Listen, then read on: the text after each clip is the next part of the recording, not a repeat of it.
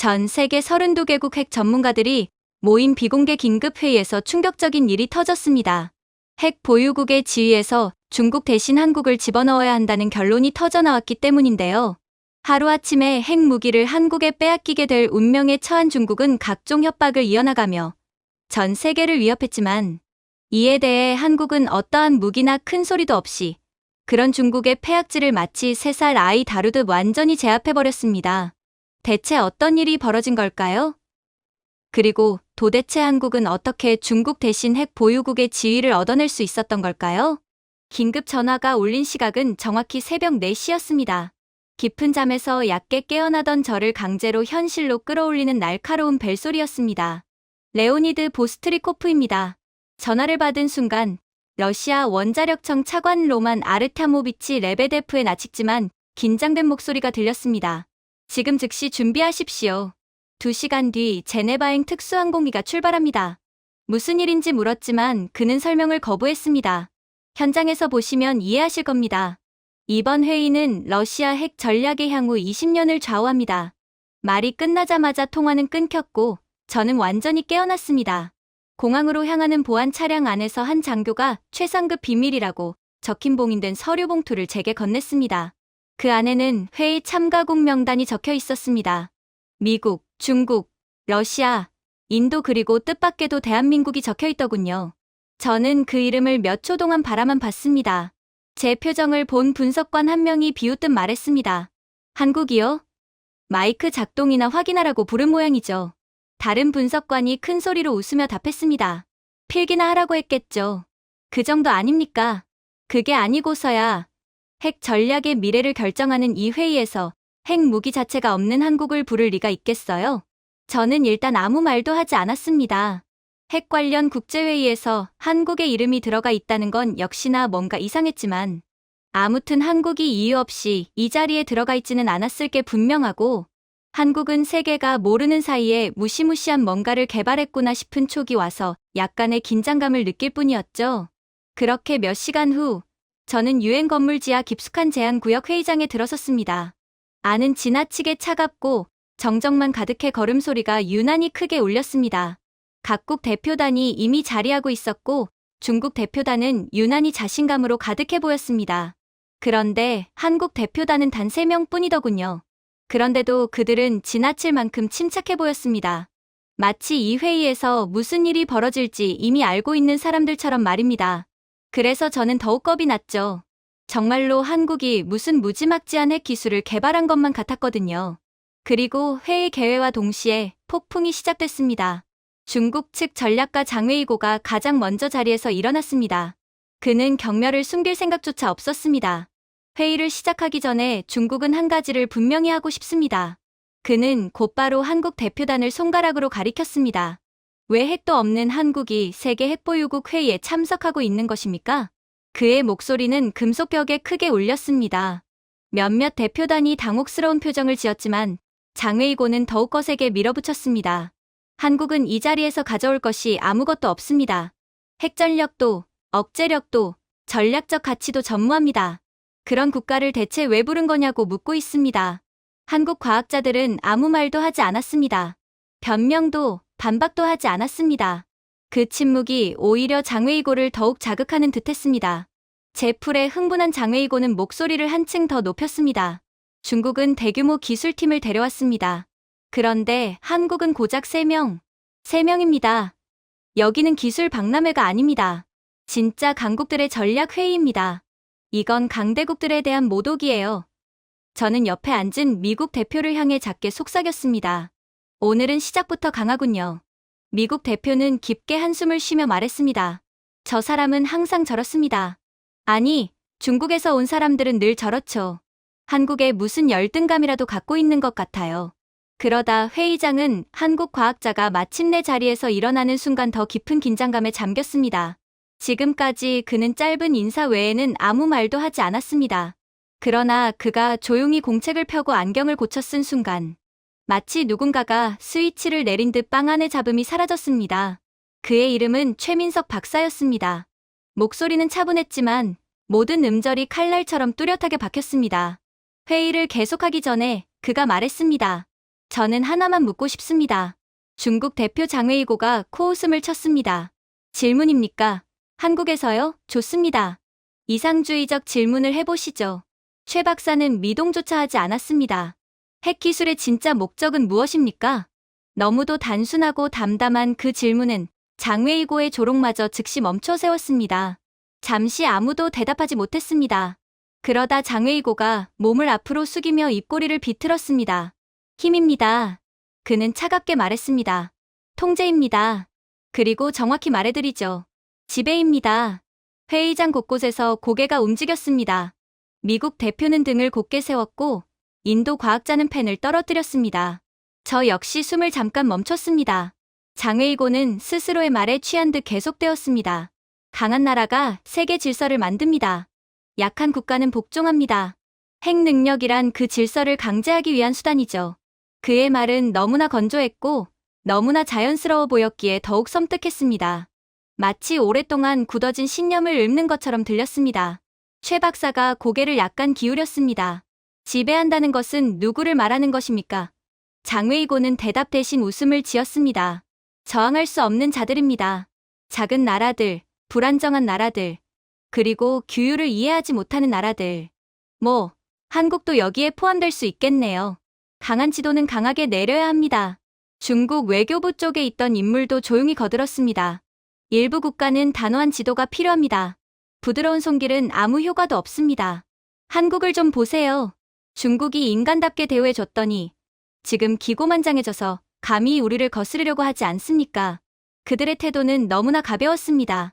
마치 타인의 주권이나 자유는 계산식의 변수에 불과한 것처럼 저는 순간 중국에 의해 여러 나라가 압박받고 협박당하고 일방적 요구를 받아야만 했던 사례들을 떠올렸습니다.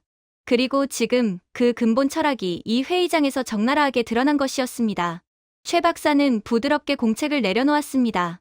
결국 중국에 있어서 핵 기술은 협박과 강요의 도구라는 말씀이군요. 장웨이고는 가볍게 어깨를 으쓱했습니다. 그렇게 부르고 싶다면 부르십시오. 세상은 덕이 아니라 힘을 존중합니다.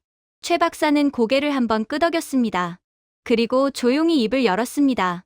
하지만 한국의 관점은 다릅니다. 장웨이고가 눈을 굴렸습니다. 그렇겠죠. 평안이 사랑이니. 그런 말들을 하려고요? 약한 자들의 변명일 뿐입니다.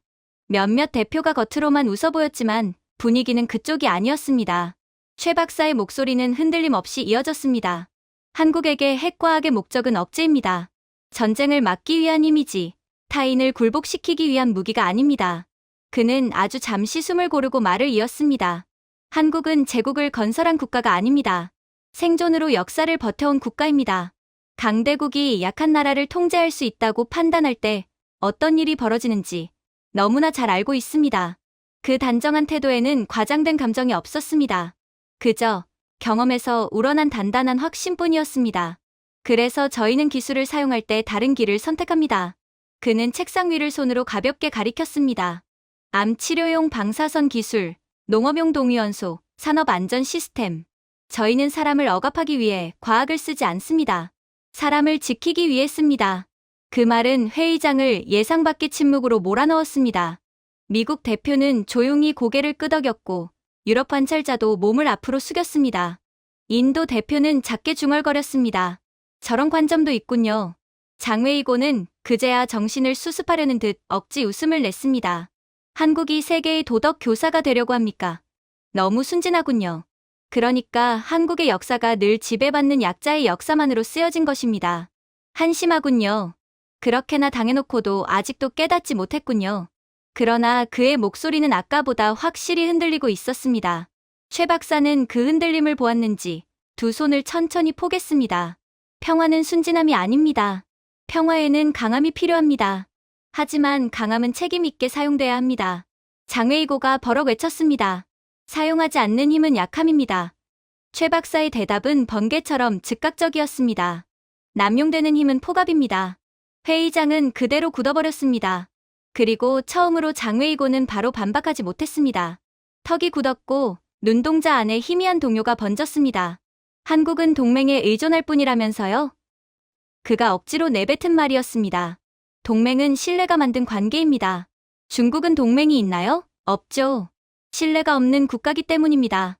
그렇게 약소국들을 괴롭히니까 아무도 중국을 신뢰하지 않고 결국 중국은 위기가 닥쳐왔을 때 홀로 남게 될 것입니다. 최 박사는 부드럽게 말했습니다. 아시겠어요? 지배로는 신뢰를 만들 수 없습니다. 협력으로만 가능합니다. 그 순간 저는 마음속에서 무엇인가가 뒤집히는 느낌을 받았습니다. 몇 분 전만 해도 가장 존재감 없던 한국 대표단이 이제는 회의장의 중심을 완전히 장악한 것입니다. 최 박사는 마지막으로 짧은 한 문장을 남겼습니다. 저희의 발표는 나중에 하겠습니다. 때가 되면요. 그의 미소는 놀랍도록 작고 미묘했지만 장외이고의 모든 장황한 과시보다 훨씬 강력한 충격을 주었습니다. 그리고 그 미소를 본 회의장 모두가 동시에 느꼈습니다. 한국의 침묵은 약함이 아니었습니다. 그것은 준비였습니다. 그리고 곧 무엇인가 거대한 것이 터져나올 것이라는 예감이 회의장 전체를 차갑게 울리고 있었죠. 장외이고는 한국 측의 차분한 대응이 마치 자신을 모욕하기라도 한 듯 일부러 과장된 걸음으로 회의장 중앙으로 다시 걸어 나왔습니다. 한국이 목적을 말하고 싶어 한다면 그는 외쳤습니다. 중국은 능력을 보여주겠습니다. 그는 리모컨을 눌렀고 화면에는 신장 사막 깊은 지하에 구축된 초대형 핵 연구단지가 나타났습니다. 이 시설, 장외이고는 목소리를 한껏 높였습니다. 우리의 최대 규모 핵 연구 기지입니다. 7,000명의 인력이 24시간 쉬지 않고 운영에 투입되고 있죠. 완벽한 효율입니다. 처음 화면을 봤을 때는 규모만큼은 확실히 압도적이었습니다. 끝없는 복도, 대형 장비들, 거대한 콘크리트 구조물. 그러나 저는 즉시 뭔가 잘못되었다는 느낌을 받았습니다. 저는 몸을 앞으로 기울이며 화면을 더 자세히 보았습니다. 화면 속 연구원들은 수백 명이 있음에도 모두 마치 그림자처럼 움직였습니다. 서로 대화하는 이가 단 한 명도 없었죠. 손짓도, 눈빛 교환도, 자연스러운 몸짓도 없었습니다. 상호작용 자체가 없었죠. 모든 고개는 아래로 숙여 있었고 모든 얼굴에는 공포가 새겨진 듯했습니다. 마치 로봇 같았죠. 그때 한국 대표단의 두 번째 대표인 한예린 박사가 조용히 손을 들었습니다. 질문 하나 드려도 되겠습니까? 장외이고는 전혀 경계 없이 웃었습니다. 물어보십시오. 예린 박사는 화면을 가리켰습니다. 연구원들의 표정이 모두 겁에 질려 보이는 이유가 무엇입니까? 그리고 왜 아무도 대화를 하지 않습니까? 그들은 동료 아닙니까? 연구는 상호작용이 있어야 효율적인데 왜 개인 연구만 진행하는 거냐고 묻고 있습니다. 순간 회의장 전체의 시선이 장외이고에게 꽂혔습니다. 그의 얼굴이 순간적으로 일그러졌습니다. 보안 때문입니다. 그는 급히 말을 내뱉었습니다. 기밀 유출을 막기 위해 침묵을 유지하도록 되어 있습니다. 예린 박사는 고개를 약간 기울였습니다. 그게 공식적인 설명입니까? 장외이고의 목소리가 갑자기 뾰족해졌습니다. 그렇습니다. 침묵은 오류를 줄이고 규율은 우수성을 만듭니다. 그러나 그의 대답은 지나치게 준비된 대사 같았습니다. 하지만 화면은 진실을 명확히 보여주고 있었습니다. 저는 즉시 그 구조를 알아봤습니다. 제 젊은 시절 경험했던 극도로 경직된 소비에트 실험실과 똑같았습니다. 인간의 가치는 장비 유지보수보다도 못했던 시대. 두려움을 규율로 포장하던 공간. 극도의 비효율과 낭비만이 가득한 구식적인 구조였죠.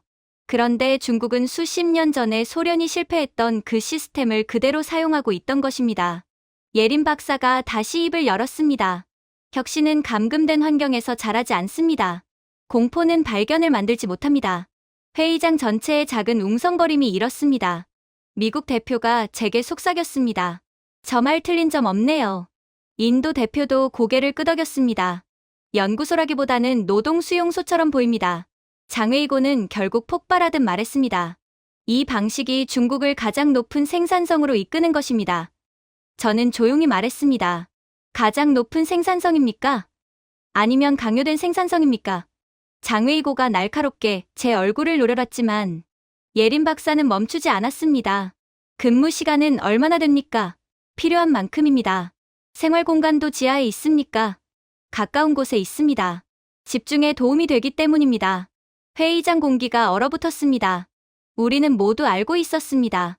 가까운 곳이라는 표현이 무엇을 의미하는지, 햇빛 없는 생활, 자유 없는 공간, 침묵만이 허락되는 노동, 그야말로 철창 없는 감옥이었고 중국은 자신들의 가장 귀한 노동력을 이런 식으로 대우하고 있던 거였습니다. 그때 예린 박사가 아주 작은 한숨을 내쉬었습니다. 한국은 다른 방식을 선택하고 있습니다. 장웨이고가 빈정거리듯 웃었습니다. 또 헛소리를 하려고 합니까? 그러나 예린 박사는 아예 듣지 않는 듯 했습니다. 한국의 고위험 연구시설은 대부분 자율 시스템과 고급 AI가 물리적 작업을 담당합니다. 인간은 설계, 분석, 윤리, 창의적 연구에 집중합니다. 위험하거나 반복적인 작업은 기계가 합니다. 그녀는 부드럽게 말을 이었습니다. 시설은 24시간 가동하지만 사람은 그렇지 않습니다. 사람들은 삶을 살고 가족을 돌보고 생각할 시간을 가집니다. 그래서 혁신이 나옵니다. 그 말은 저에게도 깊은 울림을 주었습니다. 제가 몇 년 전 방문했던 한국의 핵융합 연구실이 떠올랐습니다. 정교한 로봇팔은 복잡한 작업을 수행하고 과학자들은 커피를 마시며 이론을 논의하던 그 공간. 두려움이 아닌 자유가 움직이던 공간. 아무래도 그래서 한국의 기술 연구 효율성이 전 세계 최고 수준을 유지하는 듯 했죠. AI로 노동을 대체한다고요? 장웨이고는 비웃었습니다. 그건 불가능합니다. 한국이 그 정도 시스템을 구현할 능력을 갖췄다고요? 예린 박사는 바로 대답했습니다. 네. 우리는 인간의 행복을 위해 기술력 개발에 박차를 가했고 결국 이뤄냈죠. 우리는 AI로 노동을 대체하려는 것이 아닙니다. 인간을 격상시키는 것이죠. 회의장 곳곳에서 시선이 교차했습니다. 대비는 너무나 뚜렷했습니다. 중국의 시스템은 노동자를 소모품으로 취급했습니다. 한국의 시스템은 인간을 생각하는 존재로 대우했죠. 하나는 침묵 속의 터널을 만들고 다른 하나는 발전을 만들어냈습니다. 장웨이고의 표정은 서서히 무너져 내렸습니다. 옆에 앉아있던 중국 보좌관들조차 불안한 눈치를 보았습니다. 생산성엔 복종이 필요합니다. 그가 마지막 발악처럼 외쳤습니다. 예린 박사는 조용히 그러나 날카롭게 말했습니다. 복종은 상상력을 죽입니다. 상상력이 죽으면 기술은 앞으로 나아갈 수 없습니다. 그녀의 말에는 틀린 말이 없었습니다. 중국의 문제는 기술이 아니라 인간이 없다는 사실이었어요. 반면 한국의 힘은 기계뿐 아니라 그 기계를 설계하고 이끄는 사람들에게서 나왔습니다. 그리고 그 차이를 모든 사람이 느끼고 있었습니다. 하지만 한국이 준비하고 있던 것은 그저 이게 시작일 뿐이었죠. 새로운 발표 순서가 시작되자 회의장의 공기는 다시 묵직해졌습니다. 가장 먼저 인도가 발표했습니다. 인도 대표는 자국의 최신 미사일 방어망 도면을 자랑스럽게 공개했습니다. 설명은 성실하고 기술적으로도 충분히 탄탄했습니다. 그러나 인도 대표가 설명을 마치기도 전에 장웨이고는 의자를 뒤로 젖히며 대놓고 한숨을 내쉬었습니다. 또 미사일입니까? 참 원시적이군요. 시대가 어느 때인데 아직도 미사일 타령입니까? 그 말은 모든 사람이 들을 정도로 크게 흘러나왔습니다. 인도 대표는 굳어버렸고 의장은 억지로 회의를 계속하도록 요청했습니다. 다음은 미국의 차례였습니다. 미국 대표는 신형 전술핵 투발 플랫폼을 공개했습니다. 작고 빠르고 정밀한 기술이었습니다. 몇몇 대표들이 흥미롭게 속삭였습니다. 이어 러시아가 극초음속 타격 시스템 개선안을 발표하자 회의장은 다시 익숙한 강대국 경쟁의 기류로 흘러갔죠. 그때 장웨이고가 한국 대표단을 보며 비웃듯 말했습니다. 이제 진짜 힘을 봤으니 한국도 뭐라도 보여줄 수 있겠습니까? 아니면 그냥 필기만 하시겠습니까? 대표들은 난처한 표정을 지었지만 한국 대표단은 여전히 침묵이었습니다. 최민석 박사는 조용히 자료를 정리했고 한예린 박사는 여유롭게 메모를 이어갔습니다. 한국 대표단에게는 위축되거나 흔들리는 기색이 전혀 없었습니다. 오히려 아주 묘한 여유가 있었습니다. 마치 진짜가 이미 준비되어 있는 것처럼 말이죠. 저는 옆 사람에게 속삭였습니다. 한국은 아까부터 왜 저렇게 자신이 있는 겁니까? 미국 대표는 어깨를 으쓱했습니다. 그게 이상합니다. 너무 조용해요. 심지어 유럽 대표들마저 서로 속삭였습니다. 한국은 도대체 무엇을 숨기고 있는 거지? 왜 저렇게 이미 이기라도 한 것처럼 여유롭지? 마침내 사회자가 말했습니다. 다음 발표, 대한민국. 회의장은 단번에 정숙해졌습니다. 그러자 최민석 박사는 천천히 자리에서 일어났습니다. 그는 두꺼운 자료도 화려한 그래픽도 들고 있지 않았습니다. 단지 얇은 태블릿 하나뿐이었어요. 그는 과장 없는 목소리로 말했습니다. 대한민국은 현재 운용 중인 SMR 배치 네트워크를 발표하겠습니다. 즉시 화면이 켜졌고 한국의 소형 모듈 원자로 모델이 나타났습니다. 작고 효율적이며 놀랍도록 정교한 구조였습니다. 장웨이고는 기다렸다는 듯 폭소를 터뜨렸습니다. 이게 원자로입니까? 장난감 아닌가요? 중국 대표단 몇 명이 억지 웃음을 지으며 따라 웃었습니다. 그러나 최민석 박사는 눈도 깜빡하지 않았습니다. 이 장난감이 현재 한 광역도시의 전력을 공급하고 있습니다. 화면이 바뀌며 밤하늘에서 본 도시 전경이 나타났습니다. 모든 건물이 밝게 켜져 있었고 전력 안정도는 완벽했습니다. 24시간 안정 공급, 그리고 설치 기간은 단 6주입니다. 회의장 전체가 멈춰버렸습니다. 팬 떨어지는 소리까지 들릴 정도였습니다. 저는 심장이 뛰는 것을 느꼈습니다. 러시아는 수십 년 동안 이런 형태의 안정적인 소형 원자로를 만들지 못했습니다. 6주 설치. 그건 말 그대로 혁신이었습니다. 말도 안 됩니다. 장웨이고가 외쳤습니다. 저건 조작 사진일 수도 있지 않습니까? 6주 만에 원자로를 설치한다뇨? 중국에서는 6년이 주어져도. 아니, 말실수입니다. 아무튼 그건 불가능해요. 그때 한예린 박사가 차분히 말했습니다. 네, 중국은 6년이 주어져도 소형 원자로를 건설하지 못하겠죠. 하지만 한국은 정말로 6주면 충분합니다. 데이터로 직접 보시죠. 실시간 출력 로그, 유지보수 기록, 열 프로파일이 화면을 채웠습니다. 어느 하나 튀는 값이 없었습니다. 불안정한 구간도 없었습니다. 이론적으로만 존재한다고 여겨졌던 성능이 실제로 구현되어 있었습니다. 최민석 박사는 이어서 말했습니다. 저희 SMR은 24시간 이내에 작동 모드를 변경할 수 있습니다. 도시 전력 공급에서 산업부하 대응 모드로, 그리고 긴급 안정화 모드로 전환 가능합니다. 유사시에는 전시 모드로 전화될 수도 있죠. 옆에 있던 미국 대표가 펜을 떨어뜨렸습니다. 저 역시 맥박이 빨라졌습니다. 러시아는 이런 속도를 절대 낼 수 없습니다. 불가능합니다. 장웨이고가 목소리를 높였습니다. 원자로는 그렇게 빠르게 재구성될 수 없습니다. 지금 원자로를 뭐라고 생각하는 겁니까? 최민석은 조용히 대답했습니다. 대부분의 원자로는 그렇습니다. 그러나 우리의 원자로는 다릅니다. 그는 구조 단면을 확대하며 설명했습니다. 모듈형 중복 설계, AI 기반 안전 로직, 분산형 냉각 구조. 과장된 기술이 아니었습니다. 현실적이면서도 세계가 따라오지 못한 진짜 공학이었습니다. 그리고 마지막으로 비교표가 화면에 나타났습니다. 왼쪽은 중국의 차세대 소형 원자로 시제품, 오른쪽은 한국의 실제 운용 SMR이었죠. 결과는 잔혹했습니다. 중국 모델은 한국 모델보다 3배 크고 4배 인력이 필요하며 오류율은 자그마치 6배였어요. 한국 모델은 자율형, 초소형, 유지보수 부담 90% 감소하는 최첨단이었죠. 유럽 대표가 중얼거렸습니다. 중국 기술이 너무 낡아 보이는데요. 그간 허풍을 떤 것에 비한다면 너무 작아 보여요. 또 다른 대표가 말했습니다. 중국은 자국 원자로를 운용조차 못하는 것 같은데. 인도 대표가 속삭였습니다. 한국에 비한다면 마치 대학생 졸업 작품 같군요. 장웨이고의 얼굴은 붉게 달아올랐습니다. 우리 시제품은 전략용입니다. 효율 목적이 아니라고요. 한예린 박사는 부드럽게 물었습니다. 효율이 목적이 아니라고요? 효율을 보여주는 게 공학이라는 학문인데 효율을 빼놓고 이야기하다니. 그렇다면 당신네 원자로의 진짜 목적이 무엇인가요? 장웨이고는 말이 막혔습니다. 그건 잠재력입니다. 회의장 곳곳에서 웃음을 참는 소리가 새어나왔습니다. 그리고 최민석 박사는 마지막으로 단 한 문장을 남겼습니다. 한국은 잠재력을 쫓지 않습니다. 한국은 현실을 만듭니다. 잠재력을 쫓는 건 아마추어 개발도상국들이나 하는 말이죠. 중국이 딱 그런 국가였나 봅니다. 스스로가 인정하는 것을 보니 말이에요. 그 말이 끝나자 화면이 꺼졌습니다. 회의장은 완전히 조용해졌습니다. 그리고 그 순간 모든 사람이 깨달았습니다. 한국은 따라가는 나라가 아니었습니다.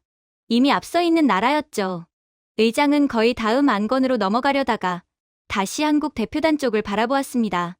대한민국 국제 배치와 관련해 추가로 말씀하실 내용이 있으십니까? 표면적으로는 정중한 말투였지만 그 안에 숨겨진 궁금증은 모두가 들을 수 있을 정도로 뚜렷했습니다. 최민석 박사는 옆에 한예림을 잠시 바라본 뒤 특유의 차분하고 확신에 찬 표정으로 자리에서 일어섰습니다. 의장님께서 허락하신다면 그는 말했습니다. 다른 국가들이 저희 원자로를 어떻게 평가하고 있는지 간단히 공유드리겠습니다. 사실 중국이 필요 이상으로 한국에 열등감을 보이고 있는데 한국의 원자로 기술은 전 세계 최고 수준이므로 그렇게 열등감을 느끼지 않아도 된다는 위로를 해주고 싶어서요.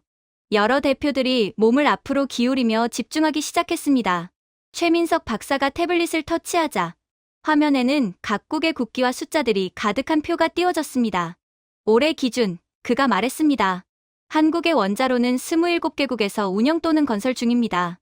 대표적으로 아랍에미리트, 폴란드, 체코의 대형 원전 프로젝트, 인도네시아, 이집트, 칠레의 SMR 클러스터, 영국과 캐나다는 추가 도입을 협상 중입니다. 미국 대표가 작은 목소리로 말했습니다. 폴란드까지 가져갔다고? 유럽 대표가 속삭이듯 답했습니다. 체코도요. 기존 원자력 강국이었던 프랑스를 이기고 계약을 따냈죠. 심지어 유럽 규제기관이 가장 먼저 승인한 게 한국 기술이었습니다. 심지어 장외이고조차 잠깐 눈이 흔들리더니 억지로 다시 비웃는 표정을 지었습니다. 수량이 많다고 품질이 증명되는 건 아닙니다. 그러자 한혜림이 고개를 들어 차분하게 말했습니다. 그렇다면 양이 아니라 결과를 보시죠. 그녀가 화면을 넘기자 각국의 경제 지표와 원자로 운영 성과가 정리된 표가 나타났습니다. 먼저 UAE 바라카 프로젝트입니다. 그녀가 말했습니다. 현재 UAE 전체 전력의 약 25%를 한국 원전이 공급하고 있습니다. 지난 5년간 연료비 40억 달러 절감, 연간 2천만 톤 탄소 배출 감소라는 결과를 얻었습니다. 중동 대표가 마이크를 켰습니다. 당시 한국을 선택한 결정은 논란이 많았습니다. 다른 검증된 유럽 국가를 선택하는 게 맞지 않냐는 논란 말이죠. 하지만 결과적으로 한국 원전은 단 한 번도 주요 생산 목표를 놓친 적이 없습니다.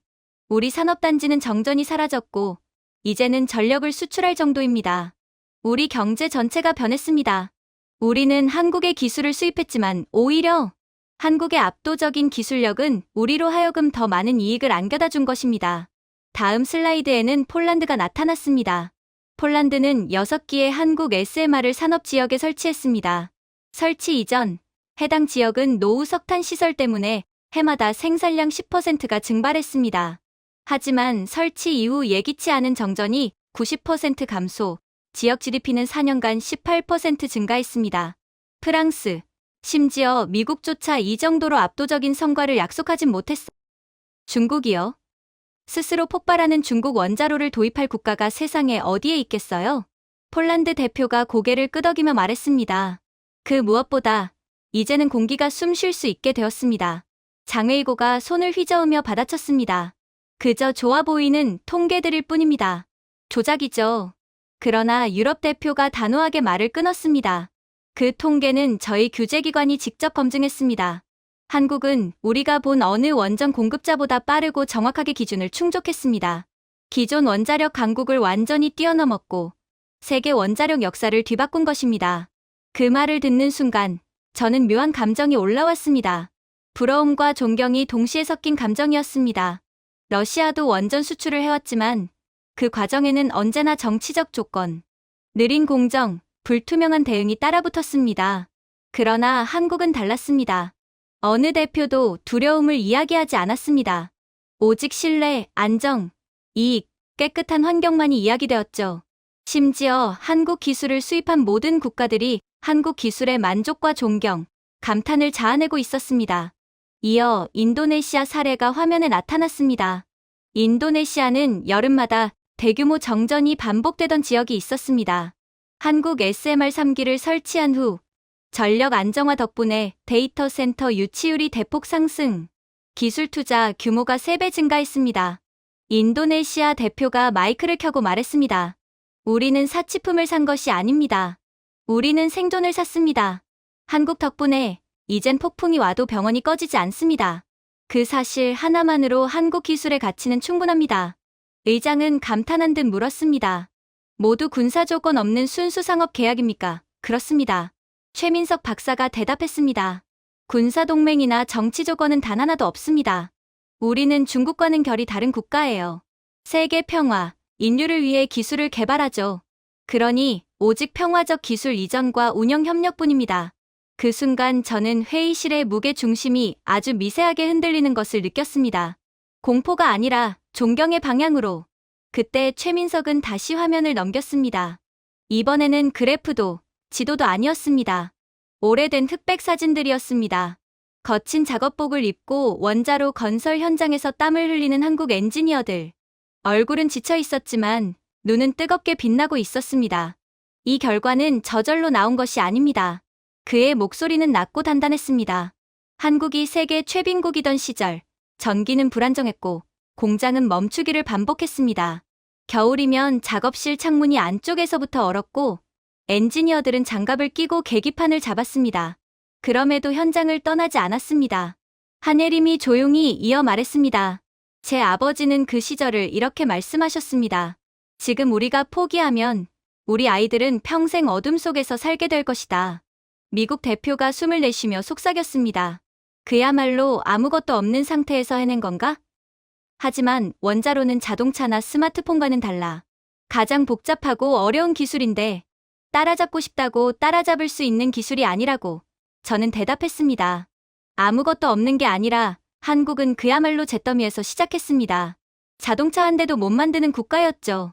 최민석 박사가 고개를 끄덕였습니다. 그 세대의 한국인 엔지니어들은 핵기술을 무기로 보지 않았습니다. 그들에게 원자로는 겨울을 밝히는 도구, 굶주림을 막는 방패, 자립을 위한 유일한 희망이었습니다. 그야말로 우리에게 있어 유일한 희망이었죠. 그는 회의실의 모든 사람을 천천히 바라보며 말했습니다. 하지만 우리는 지금 원자로를 전 세계에 수출합니다. 그리고 그 목적은 지배가 아니죠. 우리가 얻은 독립을 나누기 위한 수출입니다. 그 순간 회의실에는 아무도 말을 하지 않았습니다. 장외이고조차 입을 다물었습니다. 한국의 기술력도 놀라웠지만 그 기술력 뒤에 숨겨진 철학이 더욱 깊게 사람들을 압도하고 있었습니다. 저는 그 순간 처음으로 깨달았습니다. 핵기술의 가치는 얼마나 많은 미사일을 만들 수 있는지가 아니라 얼마나 많은 사람의 방을 따뜻하게 밝힐 수 있는가에 달려있다는 사실을 말이죠. 한국의 철학이 100번 옳았던 것입니다. 그러나 이러한 평화로운 분위기는 오래가지 않았어요. 역시나 중국 때문이었죠. 의장이 중국에게 발언권을 주자마자 장외이고는 마치 이 순간을 기다렸다는 듯 자리에서 벌떡 일어났습니다. 몇몇 국가들이 원자로 이야기를 계속하는 것 같으니 그는 목소리를 크게 높이며 말했습니다. 중국은 세계 최대 핵 보유국 중 하나임을 상기시키고자 합니다. 한국이 작은 장난감 기술을 과대평가하고 싶다면 마음껏 꿈꾸라고 하십시오. 그의 목소리는 회의실 전체를 울렸고 여러 대표들이 불편한 듯 몸을 움직였습니다. 하지만 최민석 박사는 여전히 아무 말도 하지 않았습니다. 그의 펜은 노트 위에 고요히 놓여 있을 뿐이었죠. 장외이고는 점점 더 고압적으로 말을 이어갔습니다. 중국의 핵탄두는 매년 증가하고 있습니다. 그리고 우리의 생산 라인은 확장되고 있죠. 한국을 포함한 어떤 경쟁국도 곧 따라오지 못할 것입니다. 압도적인 양을 누가 따라올 수 있나요? 그는 오래된 설계도 같은 이미지를 화면에 띄워놓고는 급비 기술이라도 되는 양 뽐내고 있었습니다. 그때 한예림 박사가 아주 조용하게 마이크를 켰습니다. 질문 하나만 드려도 괜찮을까요? 그녀의 부드러운 말투는 이상할 정도로 장외이고를 잠시 멈추게 만들었습니다. 질문이라고요? 또 뭡니까? 그가 날카롭게 받아쳤습니다. 한예림 박사는 장외이고가 스스로 띄운 슬라이드를 확대했습니다. 그 순간 공기가 달라지는 것이 느껴졌습니다. 저 미사일 열차폐용 텅스텐 카바이드 합금판 말입니다. 해당 합금판의 제조사가 누구인지 확인해도 될까요? 장외이고는 눈을 깜빡였습니다. 중국은 모든 부품을 독자적으로 생산합니다. 그러자 한예림이 아주 차분하게 말했습니다. 그렇다면 왜 그 합금판의 배치 코드가 부산의 화진 소재에서 사용하는 코드와 동일합니까? 슬라이드 구석에는 한국 기업의 로고가 선명하게 박혀 있었습니다. 회의실 여기저기서 낮은 웅성거림이 터져 나왔습니다. 그녀는 계속했습니다. 그리고 고중력 환경에서 열 변이를 막는 유도링. 그 사양은 한국 KS921 기준입니다. 다음 슬라이드가 넘어갔습니다. 이뿐만이 아닙니다. 냉각 펌프 베어링 하우징은 한국식 정밀 가공 공차를 사용했고 중성자 기폭 장치는 한국산 세라믹, 충격 흡수 볼트는 울산 가공 패턴을 그대로 따랐습니다. 장외이고는 말을 더듬기 시작했습니다. 그런 건 주요 부품이 아닙니다. 핵심 부품은 전부 중국의 독자 기술력을 사용했단 말입니다. 그때 최민석 박사가 조용히 말을 이어붙였습니다. 그 부품들은 귀국 핵전력 체계 신뢰성의 43%를 담당합니다. 다시 말씀드릴까요? 한국이 없으면 중국은 절대로 핵무기를 만들 수 없다는 겁니다. 사실상 우리의 기술력이 담긴 부품이 중국의 핵무기를 만들게 해준 거니까요. 그런데 그걸 자랑이랍시고 떠벌리고 있는 걸 보면 안타까운 마음만이 듭니다. 그건 사실상 당신들이 만든 무기도 아님에도 말이죠. 회의실은 돌을 떨어뜨린 듯 조용해졌습니다. 저도 모르게 자세를 고쳐 앉았습니다. 러시아조차 이런 식으로 말해본 적은 없었습니다. 장웨이고는 필사적으로 외쳤습니다. 중국은 언제든지 대체 부품을 만들 수 있습니다. 한국산이 저렴해서 쓰고 있는 것뿐이죠. 최민석 박사가 고개를 끄덕였습니다. 저희도 그 가능성을 검토했습니다. 하지만 귀국이 모든 부품을 국산화할 경우 10일에서 15년이 걸리고 1,800억 달러 이상이 소요되며 전환기간 동안 미사일 신뢰도는 최대 62% 낮아집니다. 즉, 미사일을 발사하면 그 자리에서 터지게 되는 겁니다. 전시 상황이라고 가정하면 중국의 미사일은 자국 군인과 영토를 박살내며 적의 미사일보다 자국 미사일이 더 위험하게 되는 겁니다. 이게 중국 기술력의 현실이죠. 그는 이어 덧붙였습니다. 그리고 귀국이 20년 동안 해결하지 못한 열 변형 문제는 다시 나타날 것입니다. 그건 한국만이 해결한 문제거든요. 유럽 대표가 속삭였습니다. 이걸 중국이 몰랐던 건가? 다른 대표가 대답했습니다. 모른 척 하려고 했던 거겠지. 장웨이고는 손바닥으로 책상을 내리치며 외쳤습니다. 한국은 데이터를 조작하고 있습니다. 그러자 한예림이 기록을 넘겼습니다. 그렇다면 작년에 중국이 제3국 브로커를 통해 한국산 정밀 부품 2,140개를 구매한 이유는 무엇입니까? 쪽팔린 건 아나 보죠? 그녀는 조용히 말했습니다. 모두 UN 조달 기록으로 확인된 내용입니다. 회의실 전체가 중국을 바라보았습니다. 장웨이고는 입술을 떨더니 아무 말도 하지 못했습니다. 그때 최민석 박사가 학생을 가르치는 선생님의 톤으로 말했습니다. 중국은 거대한 국가입니다. 하지만 미세 정밀 금속공학, 고열 충격 세라믹 공정, 초정밀 가공 기술은 한국이 30년째 세계 선두입니다. 중국이 앞으로 50년을 투자해도 안전한 핵 시스템을 구축하려면 결국 한국 기술을 필요로 할 것입니다. 기술력의 격차는 그렇게 쉽게 좁혀지는 게 아니니까요. 장웨이고는 이를 악물고 말했습니다. 만약 한국이 부품 공급을 끊는다면 최민석 박사는 미소도 짓지 않은 채 사실만 말했습니다. 그렇다면 중국의 핵전력 중 40%는 18개월 내 가동 불가, 70%는 36개월 내 안전 기준 미달 상태가 됩니다. 그야말로 팔 다리가 그대로 절단되는 상태로 전락하는 거죠. 한국은 그 권력을 무기화하지 않을 것입니다. 우리는 협박을 하는 국가가 아니거든요. 하지만 물으셨으니 결과를 말씀드린 겁니다. 회의실 전체가 얼어붙었습니다. 한국은 단 한 번도 목소리를 높이지 않았습니다. 하지만 그 조용한 논리는 어떤 위협보다 강력했습니다. 저는 속으로 중얼거렸습니다. 이건 새로운 종류의 힘이군. 장웨이고의 얼굴은 분노가 아니라 굴욕 그 자체였습니다. 그리고 그는 처음으로 깨달은 듯했습니다. 중국이 자랑하던 큰 소리가 사실은 한국의 침묵 위에 서 있었음을. 그날 회의실의 무게 중심은 완전히 바뀌었습니다. 조용한 강국, 말보다 정확함을 앞세운 나라, 힘을 휘두르지 않아도 모두가 인정할 수밖에 없는 기술력. 그것은 한국이었습니다. 그리고 저는 그 순간 확신했습니다. 중국은 논쟁에서 진 것이 아니라 스스로 감추고 싶어 하던 진실을 드러내 버린 것이었습니다. 그러나 그렇게 완전히 한 방 먹은 중국이 조금 조용해지려나 싶던 그때 또다시 충격적인 사건이 터지고 말았어요. 휴식 시간이 막 시작되었을 때 저는 중국 대표단 주변에서 이상한 움직임을 감지했습니다. 장웨이고는 중국 대출에 의존하는 국가들, 라오스, 캄보디아, 파키스탄, 에티오피아, 스리랑카 등의 대표들을 가운데에 세워놓고 낮지만 날카로운 목소리로 말하고 있었습니다. 그냥 서명하세요. 한국의 원자로 확장은 세계 균형을 위협한다는 문서의 말입니다. 중국은 협조하는 나라를 기억할 겁니다. 그러나 이를 거절한다면 당신들의 국가는 무차별 보복을 당하게 될 겁니다. 그 말은 설득이 아니었습니다. 협박이었습니다. 저는 그 순간 등골이 서늘해졌습니다. 커피를 받으러 나가려던 찰나 한동남아 국가의 대표가 눈도 마주치지 않은 채 제 옆을 스치듯 지나가며 속삭였습니다. 박사님 알고 계셔야 합니다. 중국이 지금 한국 비난 공동성명을 만들고 있습니다. 강제로 서명을 받는 중입니다.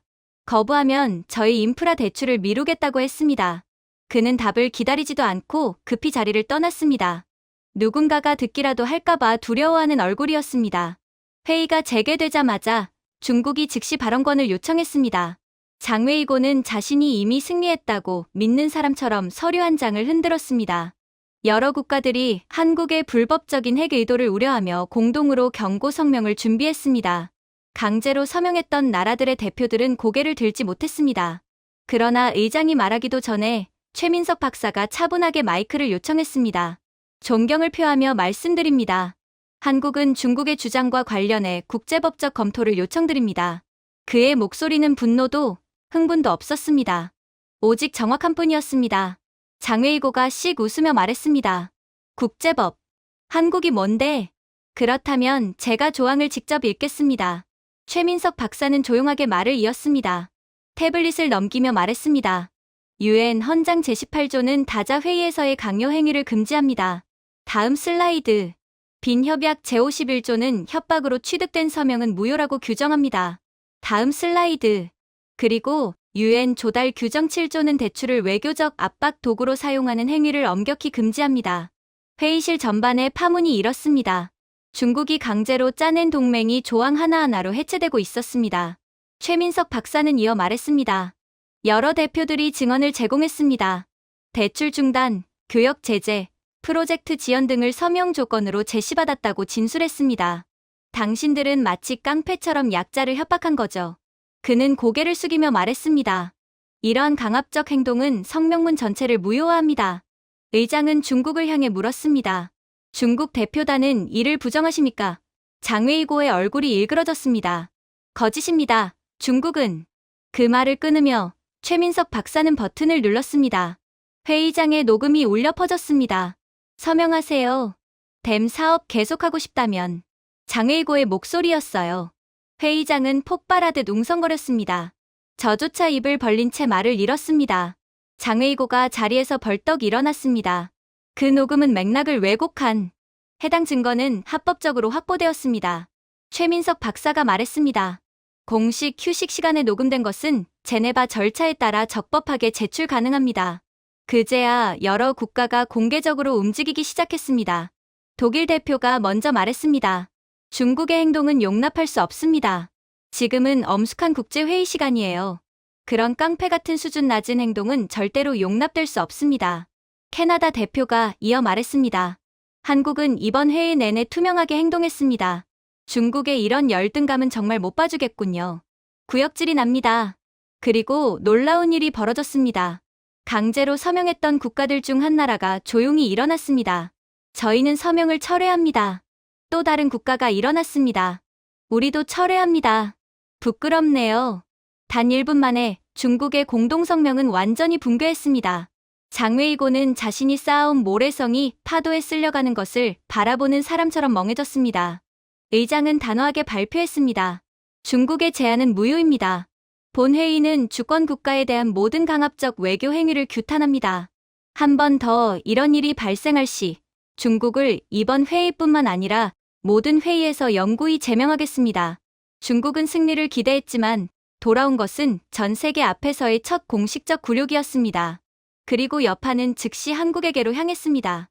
여러 아프리카 국가가 한국 쪽으로 조용히 다가왔습니다.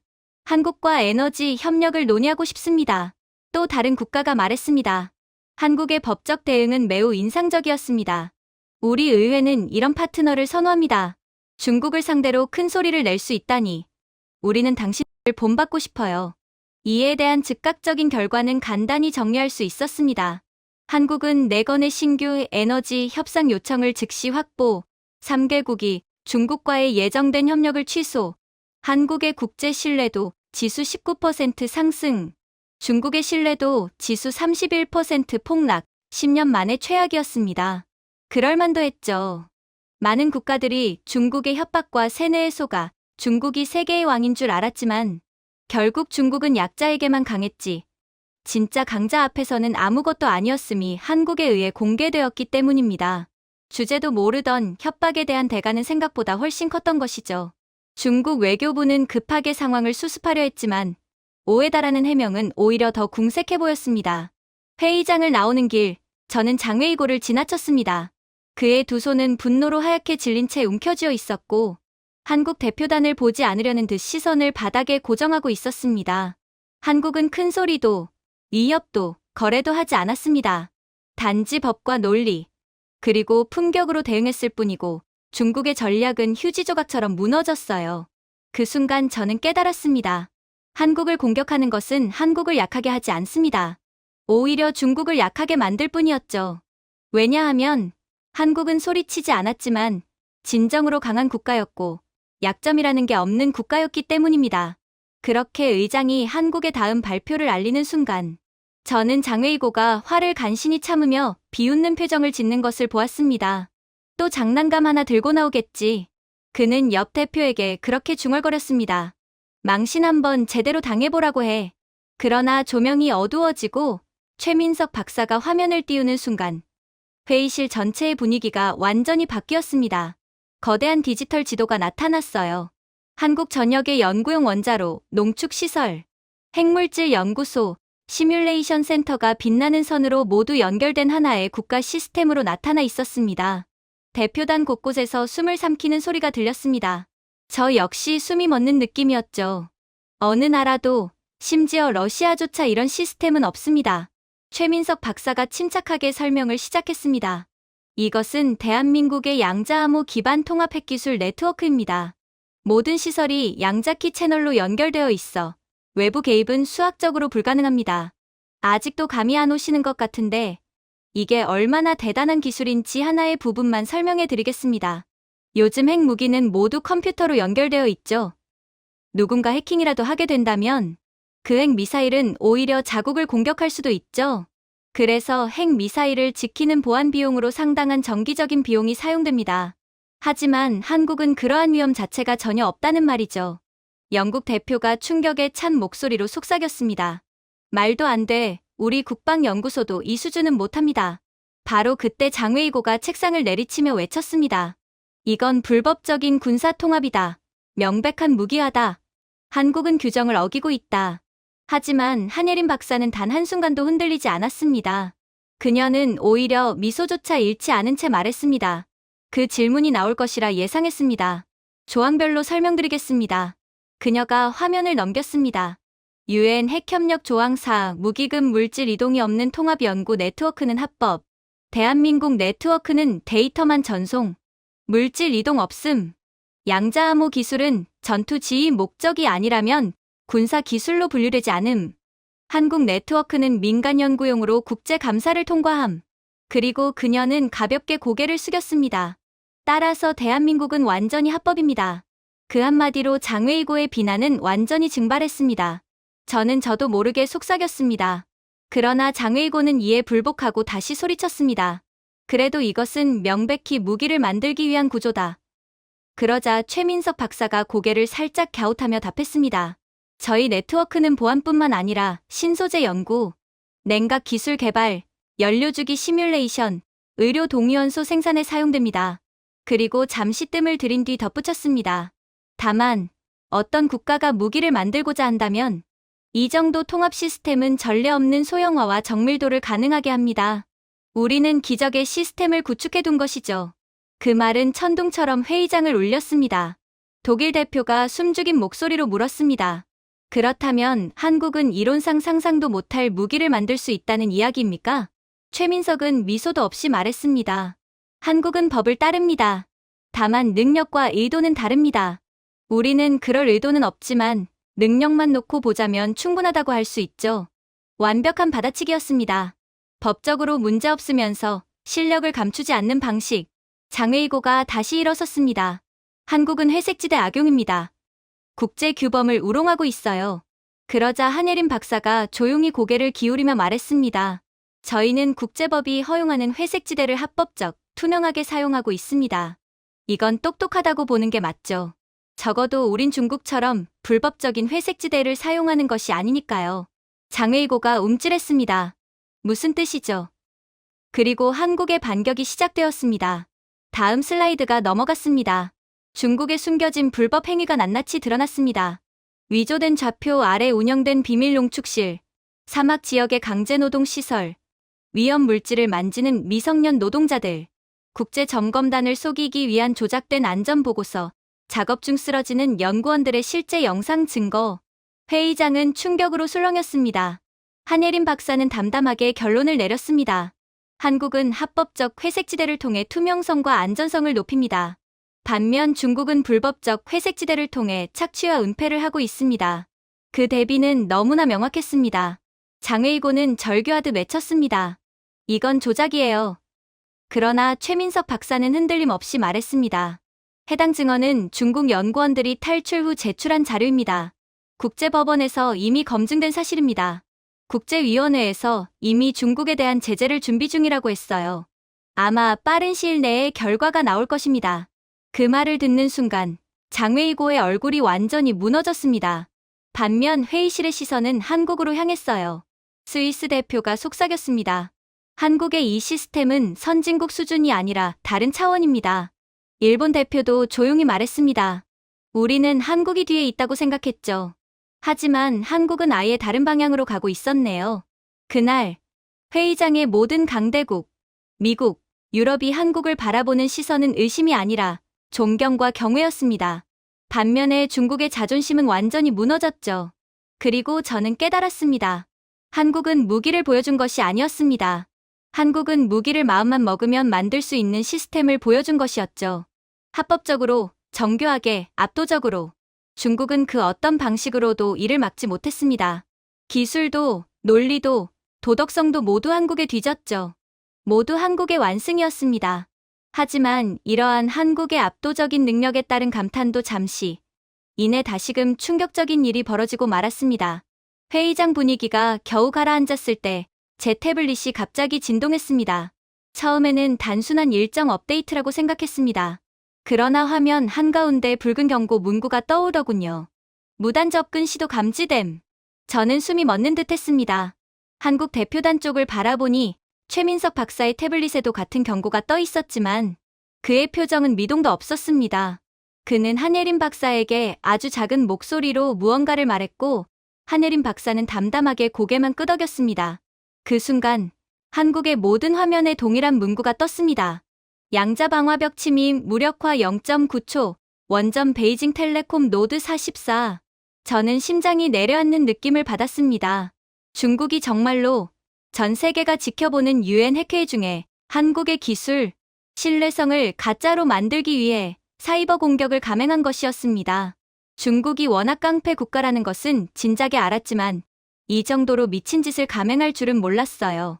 그들은 자존심 때문에 국제협약이고 뭐고 전부 집어던진 채 내일이 없는 무식한 선택을 했던 것입니다. 장웨이고는 겉으로는 침착한 척했지만 그의 보좌관들은 노트북 화면을 보고 깊은 충격에 빠져 있었어요. 마침내 한예린 박사가 조용히 입을 열었죠. 무슨 문제라도 있으십니까? 장웨이고가 즉각 소리쳤습니다. 아무 문제 없습니다. 한국은. 그러나 이미 최민석 박사가 손을 들고 말했습니다. 의장님, 한국은 보안 관련 업데이트 공유를 요청합니다. 의장은 즉시 허가했습니다. 최민석 박사가 화면을 조작하자 대형 디스플레이에는 임팩트 넘치는 타임라인이 나타났습니다. 공격의 출처, 경로, 패킷 서명, 차단 시점까지 모든 정보가 적나라하게 공개되었습니다. 이번 침입 시도는 그가 담담하게 말했습니다. 한국의 네트워크 데이터를 조작해 한국의 주장을 허위로 보이게 하려는 목적이었습니다. 그리고 덧붙였습니다. 그러나 공격은 1초도 되지 않아 실패했습니다. 회의장을 가르는 놀라움의 파문. 대표들은 서로를 바라보며 충격을 감추지 못했습니다. 침입 시도를 1초 만에 막아내다니. 이건 방어하는 쪽이 압도적 우위에 있지 않으면 불가능한 성공이거든요. 최민석 박사는 다시 화면을 확대했습니다. 공격 원점은 베이징 소재 국가 소유 통신망입니다. 모든 대표들이 동시에 중국 쪽을 바라보았습니다. 장웨이고가 벌떡 일어났습니다. 거짓말이다. 한국이 조작. 하지만 그가 말을 끝내기도 전에 한예린 박사가 원본 패킷 로그를 화면에 띄웠습니다. 중국 국영망 특유의 라우팅 키가 선명하게 박혀 있더군요. 저희는 아무도 비난하지 않았습니다. 한예린 박사가 말했습니다. 단지 사실을 보여드렸을 뿐입니다. 베이징에서 온 공격이 맞으니까요. 이제 장웨이고는 한마디도 할 수 없었습니다. 증거까지 나온 상황에 그가 더 이상 억지를 부려서 되는 문제가 아니었거든요. 유럽 대표가 속삭였습니다. UN 회의 중에 사이버 공격을 한다고? 제정신인가? 다른 대표가 말했습니다. 그런데 1초도 안 돼서 들통났네. 얼마나 쪽팔릴까? 전 세계 앞에서 한국에 안 된다는 것을 소리쳐서 외친 셈이잖아. 의장은 냉정하게 중국을 향해 말했습니다.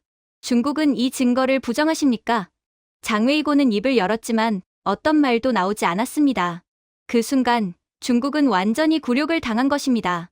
그러나 한국의 다음 행동이 모든 사람을 더 놀라게 만들었습니다.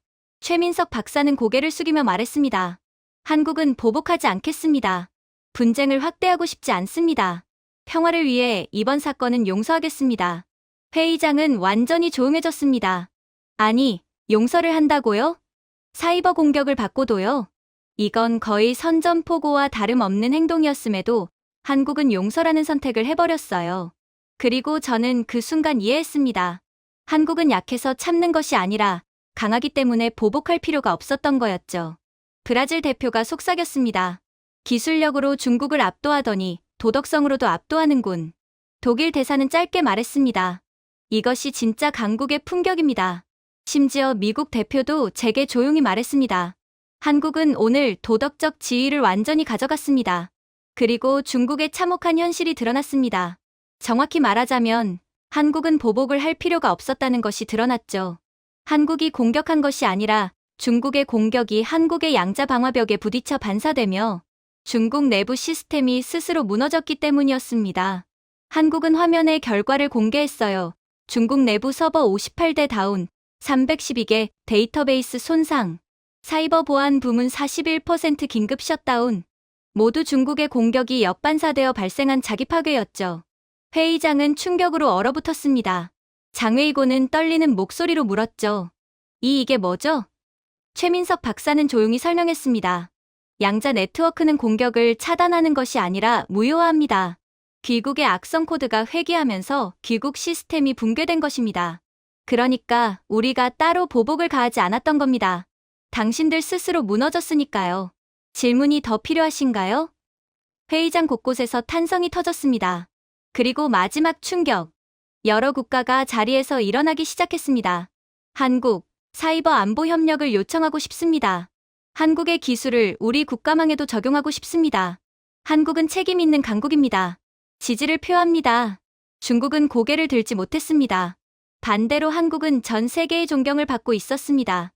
단 1시간 만에 한국은 8건의 신규 사이버 협력 제안 획득, 국제 신뢰도 22% 상승, 중국의 글로벌 안보 지수 40% 폭락, 중국 사이버 부문 절반 가동 불능 상태의 결과가 벌어졌습니다.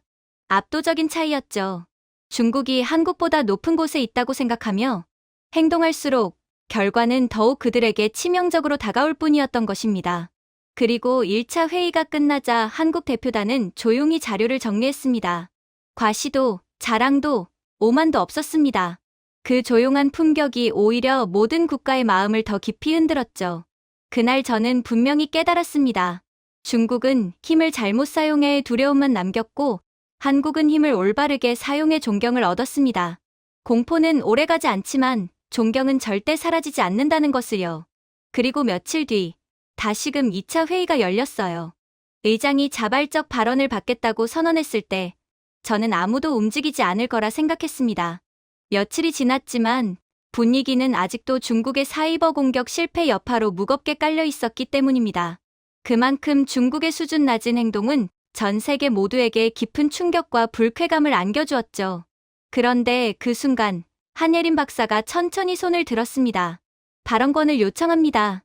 그녀의 목소리는 차분했지만 눈빛 속에는 분명히 무거운 감정이 타오르고 있었습니다. 의장은 고개를 끄덕였습니다. 말씀하십시오. 예림은 단상 앞으로 걸어가 작은 리모컨을 올려놓았습니다. 저는 한국 과학자가 아니라 세계 각지의 연구 현장을 직접 목격한 증인으로서 이야기하고자 합니다. 장웨이고가 코웃음을 치며 말했습니다. 또 연극이 시작되는군. 하지만 예림이 첫 번째 버튼을 누른 순간 아무도 웃지 않았습니다.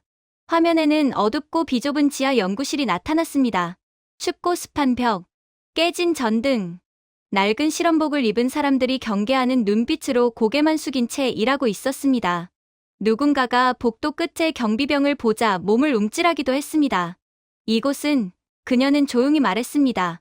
북한의 핵 연구시설입니다. 탈북자 연구원에게 받은 자료죠.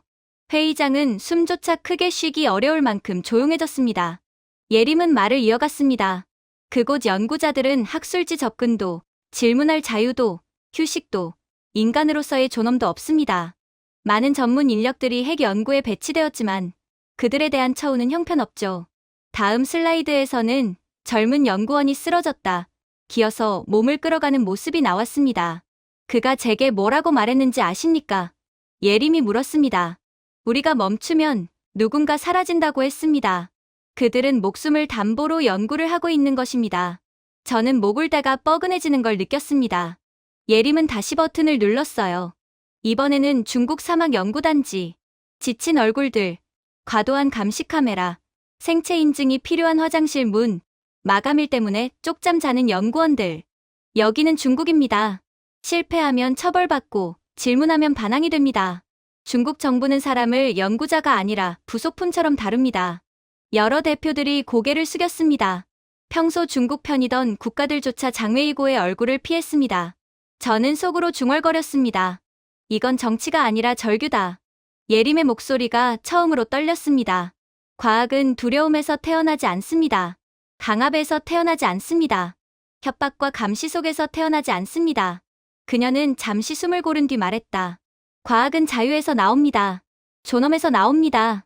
꿈꾸는 인간에게서 나옵니다. 그리고 예림은 조용히 고개를 숙였다가 마지막 버튼을 눌렀습니다.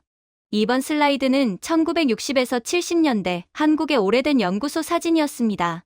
금이 간 창문, 겨울 외투를 입고 실험하는 엔지니어들, 성에가 낀 제어 패널, 제대로 작동하지 않는 장비에 붙여진 수많은 손글씨 메모. 하지만 사진 속 모든 사람의 표정엔 엄청난 결의가 담겨 있었습니다. 중국과 북한과는 차원이 달랐죠. 시설은 비슷했지만 그들의 결의는 강제해서 나오는 것이 아닌 국가를 위해 한 몸 바친다는 자부심에 불타고 있었어요. 이곳이, 그녀는 말했습니다. 한국이 처음 출발한 자리입니다. 저는 온몸에 소름이 돋았습니다. 그녀는 사진 속 3명의 엔지니어를 가리켰습니다. 고정 장비가 없어 맨손으로 케이블을 붙잡고 있는 모습. 이분은 사고로 2 손가락을 잃었습니다. 그런데 다음 날 다시 출근했습니다. 한국이 뒤처지는 걸 볼 수는 없다고 말하면서요. 또 다른 사진, 정전 때문에 촛불 아래서 회로를 납땜하는 젊은 남성. 이분은 당일 딸이 태어났지만 이 작업을 할 수 있는 사람이 그뿐이라 포기하지 않았습니다. 예림의 목소리가 흔들렸습니다. 우리 선배들은 침략당했고 가난했고 세상에게 외면받았습니다.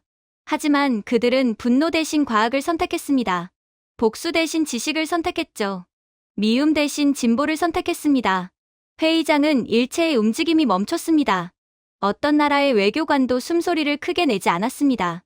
인간적인 침묵이었습니다. 예림은 마지막으로 말했습니다. 한국이 여기까지 온 이유는 지름길도 협박도 아닙니다. 수십 년 동안 포기하지 않은 사람들 덕분입니다. 나라가 약해지면 안 된다는 절박함으로 버텨온 사람들 덕분입니다. 이들의 희생 덕분에 우리는 아무것도 없는 상태에서 핵 기술이라는 인류가 개발할 수 있는 가장 복잡하고도 첨단적인 기술을 개발할 수 있었죠. 몇몇 대표들이 눈을 비볐습니다. 평소 무표정하던 독일 대표도 조용히 헛기침을 했죠. 장웨이고가 다시 끼어들려 했지만 이번에는 최민석 박사가 부드럽지만 단호하게 말을 끊었습니다. 중국과 북한은 강압으로 과학을 만들려 합니다. 그러나 한국은 스스로 희생한 사람들의 꿈으로 과학을 만들었습니다. 이게 차이예요. 중국과 북한이 아무리 노력해도 그 효율은 너무나도 형편없고 기술력도 불완전한 이유죠. 희생정신 없이 억지로 하는 연구는 절대로 성공할 수 없습니다. 한국인들처럼 국가가 힘이 없어서 사지로 내몰아지는 경험을 다시는 하지 않겠다는 굳은 결의로 희생하는 사람들만이 기적을 만들 수 있죠. 미국 대표가 제게 속삭였습니다. 이건 어떤 미사일보다 강한 이야기군요. 저는 고개를 끄덕였습니다. 저들이 가진 진짜 힘입니다. 다른 나라가 흉내 낼 수 있는 힘이 아니죠. 예림이 자리로 돌아오자 의장은 10초 동안 아무 말도 하지 않았습니다. 그리고 누구도 그 침묵을 깨지 못했죠. 그 순간 저는 깨달았습니다. 한국의 힘은 원자로나 양자 시스템에만 있는 것이 아니었습니다. 한국인의 역사, 고통, 결의, 다시는 약해지지 않겠다는 집단적 의지에 있었습니다. 그렇게 저희 모두는 순간 벙찐 채 아무 말도 못하며 한국을 바보처럼 바라보기만 할 뿐이었죠. 하지만 한국은 이러한 충격을 가라앉힐 시간조차 주지 않더군요. 저는 이전 세션에서 받은 충격을 간신히 가라앉히고 있었는데 한국 대표단이 메인 스크린 제어권을 요청했습니다. 다시 조명이 어두워지고 최민석 박사는 지나치게 조용해서 오히려 압도적인 자신감을 가진 태도로 중앙에 서더군요. 장웨이고는 짜증 섞인 한숨을 내쉬며 팔짱을 꼈지만 저는 그의 어깨가 굳는 걸 보았습니다. 그 역시 무언가가 다가오고 있음을 느끼고 있었던 겁니다. 저도 그랬습니다. 여러분, 최민석 박사가 말했습니다. 지금부터 저희는 연구용 원자로의 실제 모드 전환을 실시간으로 시연하겠습니다. 목소리에는 위협도, 과시도 없었습니다. 하지만 그 차분함 자체가 무기처럼 느껴졌습니다. 화면에 깔끔하고 우아한 인터페이스가 나타났습니다. 최민석 박사는 아이콘 하나를 가볍게 눌렀습니다. 프로토콜 전환을 시작합니다. 저는 최소한 길게 로딩바가 뜨거나 복잡한 검증 절차가 이어질 거라고 생각했습니다. 우리의 러시아 시스템처럼 말이죠. 그런데 전환은 즉시 시작되었습니다. 초 단위로 업데이트되는 진단 데이터가 반짝이며 바뀌고 열 모델과 연료 주기 예측값, 중성자 플럭스 안정화 그래프가 흐르듯 반응했습니다. 대표들은 숨을 삼킨 상태로 화면을 바라보았습니다. 미국 엔지니어 한 명이 속삭였습니다. 저건 실시간 수렴 모델입니까? 옆에 있던 동료가 숨을 죽이며 답했습니다. 저건 불가능합니다. 이 안정성으로는 더더욱요. 장웨이고는 갑자기 고함을 질렀습니다. 당신들 시뮬레이션 돌리는 거잖아. 가짜지. 그러나 최민석 박사는 눈길조차 주지 않았습니다. 미국 측에 독립검증 링크를 열겠습니다. 접속하시죠. 미국 대표단은 노트북 화면을 바라보며 아무 말 없이 검증을 진행했습니다. 30초 정도 지나자 한 명이 얼굴이 하얗게 질린 채 고개를 들었습니다. 실시간 데이터입니다. 진짜입니다.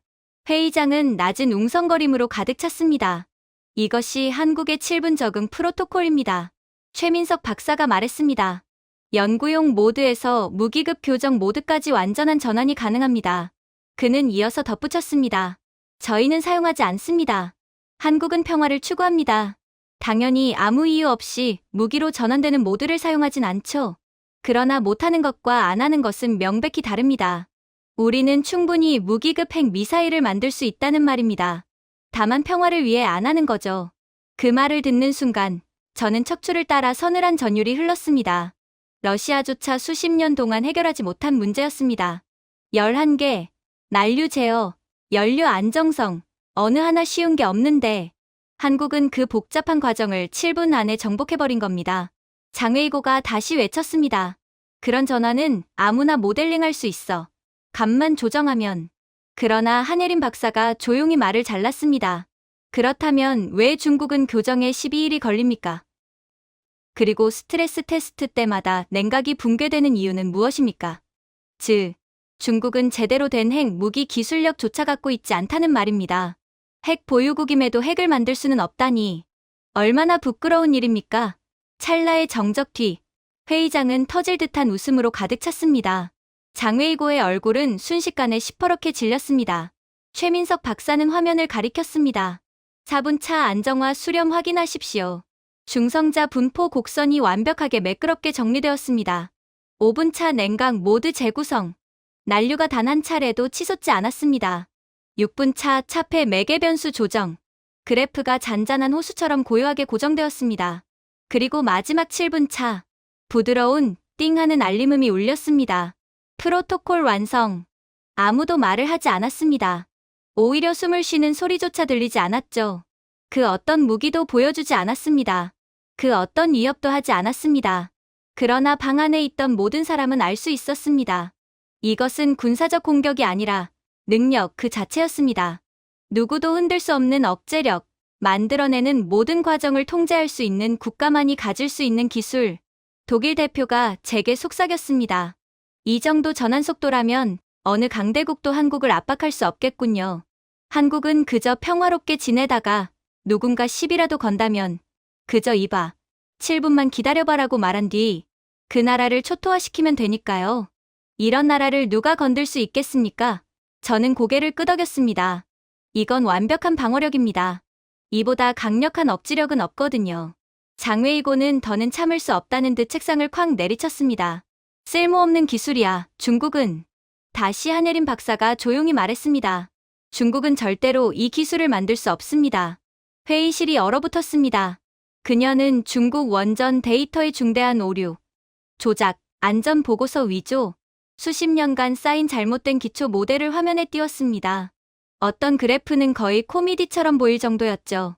거의 핵 기술의 기초조차 이해하지 못한 수준의 조악함이었거든요. 이런 데이터 품질로는 안정화가 불가능합니다. 그녀가 덧붙였습니다.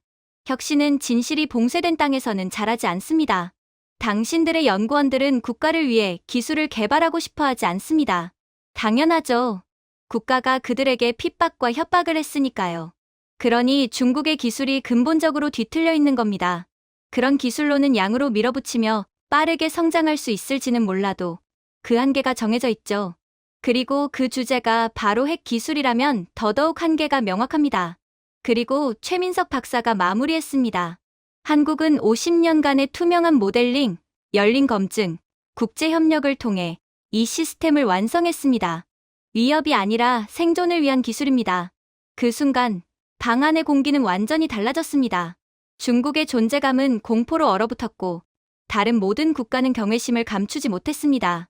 인도 대표가 속삭였습니다. 그들은 오늘 선을 넘었군요 하지만 위로 넘어갔습니다. 새로운 시대입니다. 그리고 한국이 모든 것을 주도하게 되겠죠.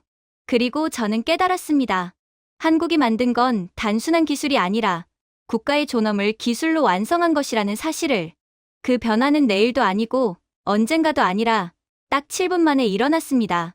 하지만 중국은 며칠 사이에 단단히 준비를 하고 나왔는지 쉽사리 한국에 굴복할 생각이 없었습니다.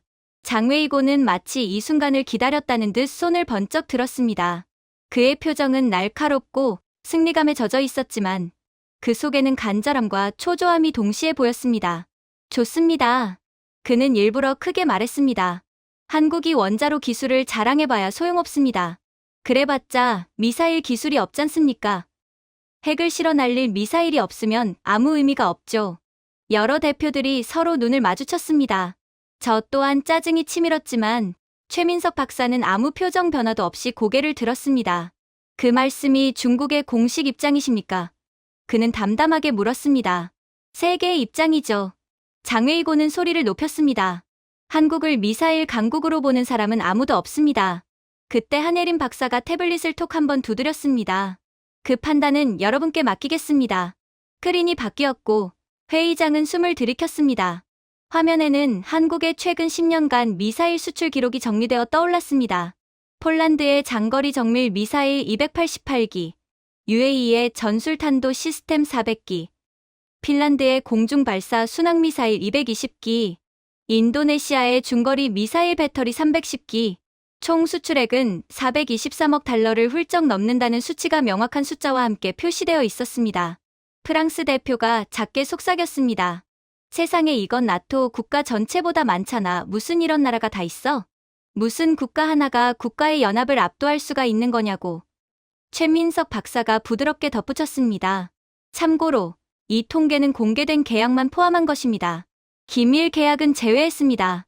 몇몇 국가들은 전력 노출을 꺼리기에 비공개 계약을 맺는 경우도 있거든요. 저도 모르게 침을 삼켰습니다. 러시아도 한국의 수출 계약을 추적해왔지만 이렇게 하나로 모아놓고 보니 그 위력이 훨씬 더 거대해 보였거든요. 장웨이고는 억지 웃음을 지었습니다.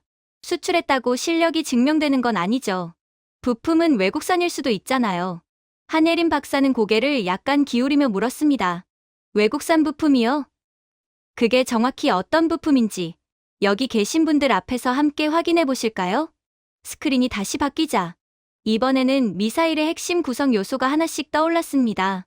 한국이 직접 설계한 추진 단계, 한국산 복합제 비행체 구조, 오차 범위 수 미터 이하의 한국형 유도 모듈, 드리프트가 사실상 제로에 가까운 한국산 항전 장비, 연소 안정성 99.92%를 기록한 한국산 고체 연료 부스터까지. 각 항목 옆에는 유럽 인증 기관들의 검증 보고서가 나란히 붙어 있었습니다. 그야말로 모든 미사일은 한국이 완전히 독립적으로 만든 100% 한국산이었어요. 아무리 러시아나 미국이더라도 이 정도로 기술 독립성을 보여주진 못하죠. 그럼에도 최민석 박사는 공손하지만 단호한 어조로 말했습니다. 저희는 외국산 부품을 조립하는 나라가 아닙니다. 완성품 시스템을 설계하고 생산하고 수출하는 나라입니다. 영국 대표가 제게 살짝 몸을 기울이며 속삭였습니다. 마음만 먹으면 저들은 진짜로 무엇이든 실어보낼 수 있겠군요. 100% 독립 부품 및 기술력을 사용하는 국가는 난생 처음 봅니다. 그게 가능한 건 지도 여기서 처음 알았어요. 장웨이고는 다시 공격을 시도했습니다. 그래도 그게 진짜 탑재 능력을 증명한 건 아니잖. 그 순간 한예린 박사가 부드럽게 말을 잘랐습니다. 그렇다면 탑재 통합 데이터를 직접 보시는 게 가장 공정하지 않을까요? 회의장은 다시 잠잠해졌습니다. 숨소리만 들릴 정도로 조용해졌죠. 한예린 박사가 버튼을 누르자 실험 로그 화면이 떠올랐습니다. 회전 스트레스, 극한 열 환경, 중량 분포 변화 속에서도 한국 미사일 프레임이 실시간으로 하중을 재분배하며 안정성을 유지하는 모습이 그래프로, 수치로, 영상으로 동시에 표시되었습니다. 한국의 미사일 플랫폼은 기존 탄두보다 훨씬 무거운 탑재체도 안정적으로 운반할 수 있도록 설계되어 있습니다. 그녀가 또렷하게 말했습니다. 저희는 핵무기를 만들지 않습니다. 하지만 동급 중량과 구조를 가진 어떤 탑재체라도 안전하게 싣고 지정된 목표까지 보내고 그 지점에 정확히 떨어뜨릴 수 있는 기술적 토대는 이미 갖추고 있습니다. 사실상 이미 모든 것을 실어보낼 준비가 되어 있는 거죠. 그것도 세계에서 가장 완벽하게요. 독일 대표가 마치 자신에게 중얼거리듯 말했습니다.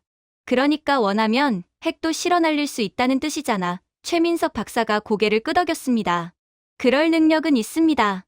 다만 그 능력을 어떻게 사용할지에 대해서는 전혀 다른 철학을 가지고 있을 뿐입니다. 다시 말씀드리지만 우리는 중국처럼 책임없는 힘을 추구하는 국가가 아니거든요. 그 한 문장은 어떤 위협적인 발언보다 훨씬 묵직하게 회의실을 내리눌렀습니다. 장웨이고는 거의 비명에 가까운 목소리로 외쳤습니다. 믿을 수 없어. 한국 미사일은 신뢰성이 검증된 적도 없고, 그러나 한예린 박사는 이미 다음 장면을 준비해 두었습니다. 중국의 중장거리 미사일 신뢰도는 61%입니다. 그녀가 담담하게 말을 이었습니다. 발사 직후 추락, 비행 중 폭발, 농촌 지역 낙하, 작년에는 저수지를 직격한 사례도 있었죠.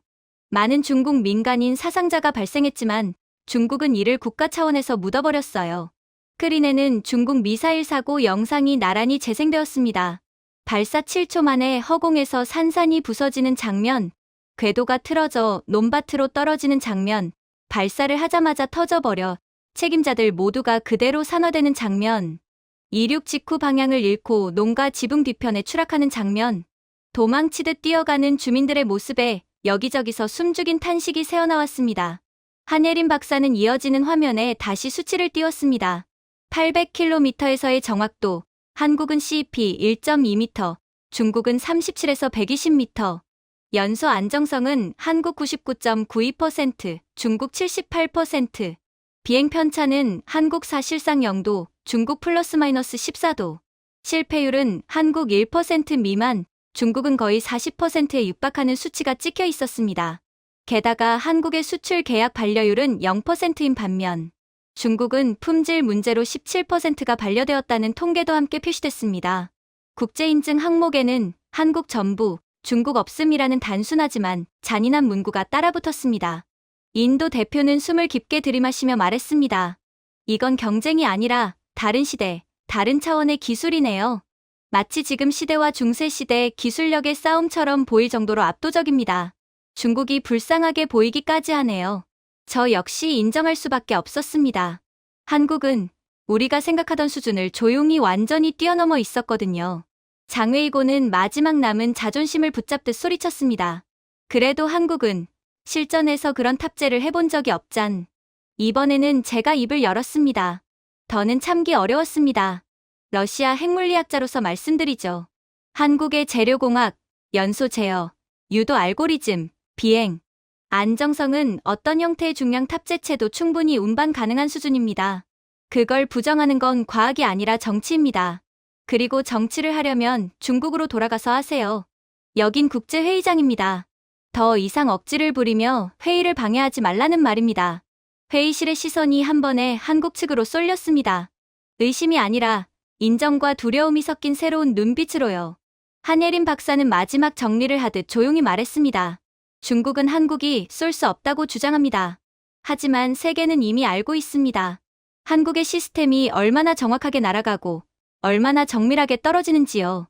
수십 개의 국가가 그 사실을 직접 경험했습니다. 그녀는 잠시 숨을 고른 뒤 마무리했습니다. 한국은 누구도 위협할 필요가 없습니다. 능력은 과시가 아니라 필요할 때 조용히 증명되는 것이니까요. 그리고 중국이 그렇게나 한국의 능력이 의심된다면 한번 시험해 보시죠. 한국이 그 미사일을 쏠 수 있을지 없을지 직접 볼 수 있게 될 테니까요. 장웨이고는 더 이상 아무 말도 하지 못하고 의자에 주저앉았습니다. 그의 얼굴에서는 오만이 사라지고 쓴 패배감만이 남아 있었습니다. 그 순간 저는 깨달았습니다. 중국이 한국의 미사일 기술을 비웃었던 이유는 무시해서가 아니라 두려워서였다는 사실을요. 조롱은 기세였지만 현실은 정반대였습니다. 한국은 이미 말없이 누구도 넘볼 수 없는 수준에 도달해 있었습니다. 그리고 그 사실을 스스로 떠벌린 적이 단 한 번도 없다는 점이 가장 소름 끼치는 부분이었습니다.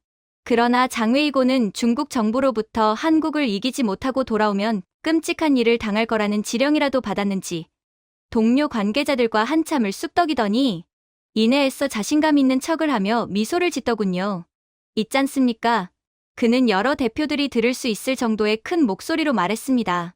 기술이 아무리 좋아도 기본이라는 게 있는 겁니다. 전쟁은 숫자가 이깁니다. 아무리 한국이 근본 없는 국가지만 감히 중국을 상대로 핵미사일을 먼저 발사할 수 있을까요? 그렇게 된다면 국제 제재를 받게 될 텐데 말입니다. 그러니 우리는 핵미사일을 제외한 재래식 전쟁을 하게 될... 자, 그렇다면 봅시다. 중국은 14억입니다. 당신들은 고작 5천만이죠. 그걸로 무엇을 할 수 있습니까? 몇몇 대표들이 불편한 눈빛을 주고받으며 이게 토론인지 사실상의 협박인지 판단하지 못하는 듯했습니다. 그는 오늘 우리가 모인 이유를 전혀 이해하지 못하고 그저 자존심 싸움을 하러 이곳에 온 듯했어요. 그래서 저도 모르게 두 손을 모아 차분히 말했습니다. 인구는 그 인구가 함께 선다면 의미가 있습니다. 즉, 중국의 인구는 14억 명이 맞지만 그게 유사시에는 큰 의미가 없다는 말이죠. 그는 즉시 비웃으며 대답했습니다. 뭐라고요? 단결이 수를 이긴다고요? 부끄러운 줄 아십시오. 제가 대답하려 하자 예림이 먼저 입을 열었습니다. 그녀의 목소리는 침착했지만 단단했습니다. 국가의 인구가 아니라 위기 때 실제로 나라를 지킬 의지가 있는 사람이 몇 명이냐가 중요한 겁니다. 이해가 안 되시나요? 몇몇 시선이 그녀에게로 향했습니다. 저는 말을 이어붙였습니다. 그리고 국가가 위기에서 실제로 신뢰할 수 있는 사람이 얼마나 되느냐도 중요하죠. 장웨이고가 웃었지만 그 웃음은 비어 있었습니다. 그의 뒤에 앉아있던 몇몇 중국 대표단은 우리말이 향하는 방향을 이미 알고 있다는 듯 긴장된 표정을 지었습니다. 중국은, 저는 천천히 말했습니다. 하나의 국가가 아니라 여러 민족을 억지로 묶어놓은 구조입니다. 소수민족을 강압적으로 탄압하며 억지로 복속시켰잖아요. 회의장은 한순간 정적에 휩싸였습니다. 러시아 대표 레오니드조차 놀란 듯 눈썹을 올렸습니다. 부인하시겠습니까? 제가 다시 물었습니다. 수십 개의 민족이 충성심이 아니라 공포로 통치되고 있다는 사실을. 장웨이고는 테이블을 내리치며 소리쳤습니다. 내부 문제입니다. 지금 감히 중국 정치에 참견하려는 겁니까? 내부 문제죠. 제가 말했습니다. 전쟁이 나기 전까지만요. 예림은 준비해 온 자료를 띄웠습니다. 지난 20년간 중국 군사훈련 중 발생한 내부 불복종, 지역 단위 명령, 거부, 사보타주, 잠복 사례 등이 표로 정리돼 있었습니다. 이건 단순한 통계가 아닙니다. 예림이 말했습니다. 이건 전조입니다. 몇몇 대표들이 숨을 들이켰습니다. 인도 대표는 이 정도일 줄은 몰랐군. 완전히 막장 국가인데, 아니, 이걸 국가라고 할 수나 있나? 아예 단합 자체가 안 되는데 그냥 집단이라고 해야 더 올바른 표현 아닌가? 하고 중얼거렸습니다. 장웨이고는 황급히 부정했습니다. 전부 조작이다. 그러나 저는 의도적으로 또렷하게 말했습니다. 단결이 강하다면 베이징이 왜 이런 숫자들을 감춰야 합니까? 그는 굳어버렸습니다. 침묵이 그의 대답이었습니다. 이때 최민석 박사가 나섰습니다. 대한민국이 작다고 하셨죠. 하지만 작다는 건 약하다와 다릅니다. 한국은 위기 속에서 단련된 사회입니다. 침략, 분단, 전쟁을 모두 겪었습니다. 하지만 세대마다 나라를 지켜냈습니다. 그는 한국 대표단을 가리켰습니다. 우리의 단결은 위에서 내리는 명령이 아닙니다. 나라를 잃으면 어떤 일이 일어나는지 아는 사람들이 스스로 선택해온 약속입니다. 레오니드가 낮게 중얼거렸습니다. 압력 속에서 만들어진 국가는 강철보다 단단해지지. 맞습니다. 최민석 박사가 말했습니다. 그리고 바로 그렇기 때문에 한국은 이 땅을 결코 잃지 않을 겁니다. 프랑스 대표가 고개를 끄덕이며 말했습니다.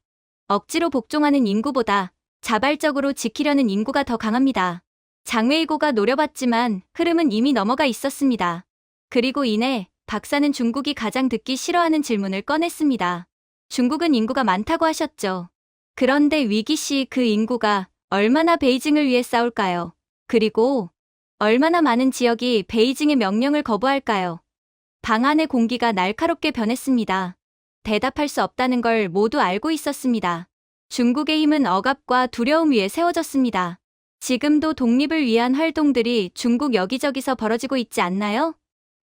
만약 한국과의 전쟁 상황이 벌어진다면 그들은 중국을 위해 싸우는 것이 아닌 한국과 팀이 되어 중국을 향해 총을 들이대며 독립을 쟁취하려고 노력할 것입니다. 하지만 한국의 힘은 희생, 기억, 단결 위에 세워졌습니다. 진짜 위기가 오면 어느 쪽이 살아남을까요? 장웨이고가 이를 악물며 말했습니다. 5천만이 14억을 이긴다고? 네, 최민석 박사는 단호히 말했습니다. 왜냐하면 함께 서는 5천만은 갈라진 14억보다 훨씬 강하니까요. 방 안에서 즉각적인 반응이 터져 나왔습니다. 낮은 탄식, 속삭임, 뒤쪽에서 작은 박수까지 나왔습니다. 독일 대표는 충성 없는 숫자는 결국 모래일 뿐이다라고 말했습니다. 예림은 화면을 끄며 조용히 말했습니다. 한국은 숫자를 믿지 않습니다. 한국은 의지를 믿습니다.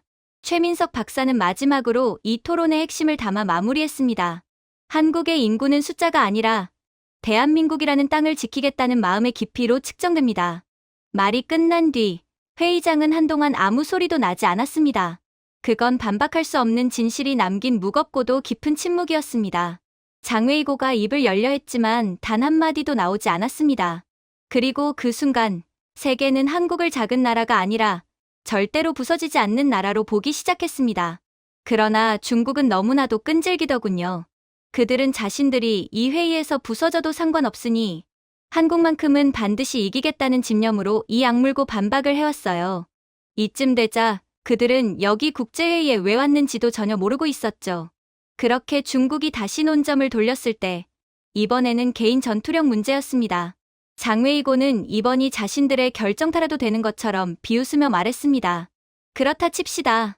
그런데 한국인 국민 개개인은 전투력이 부족합니다.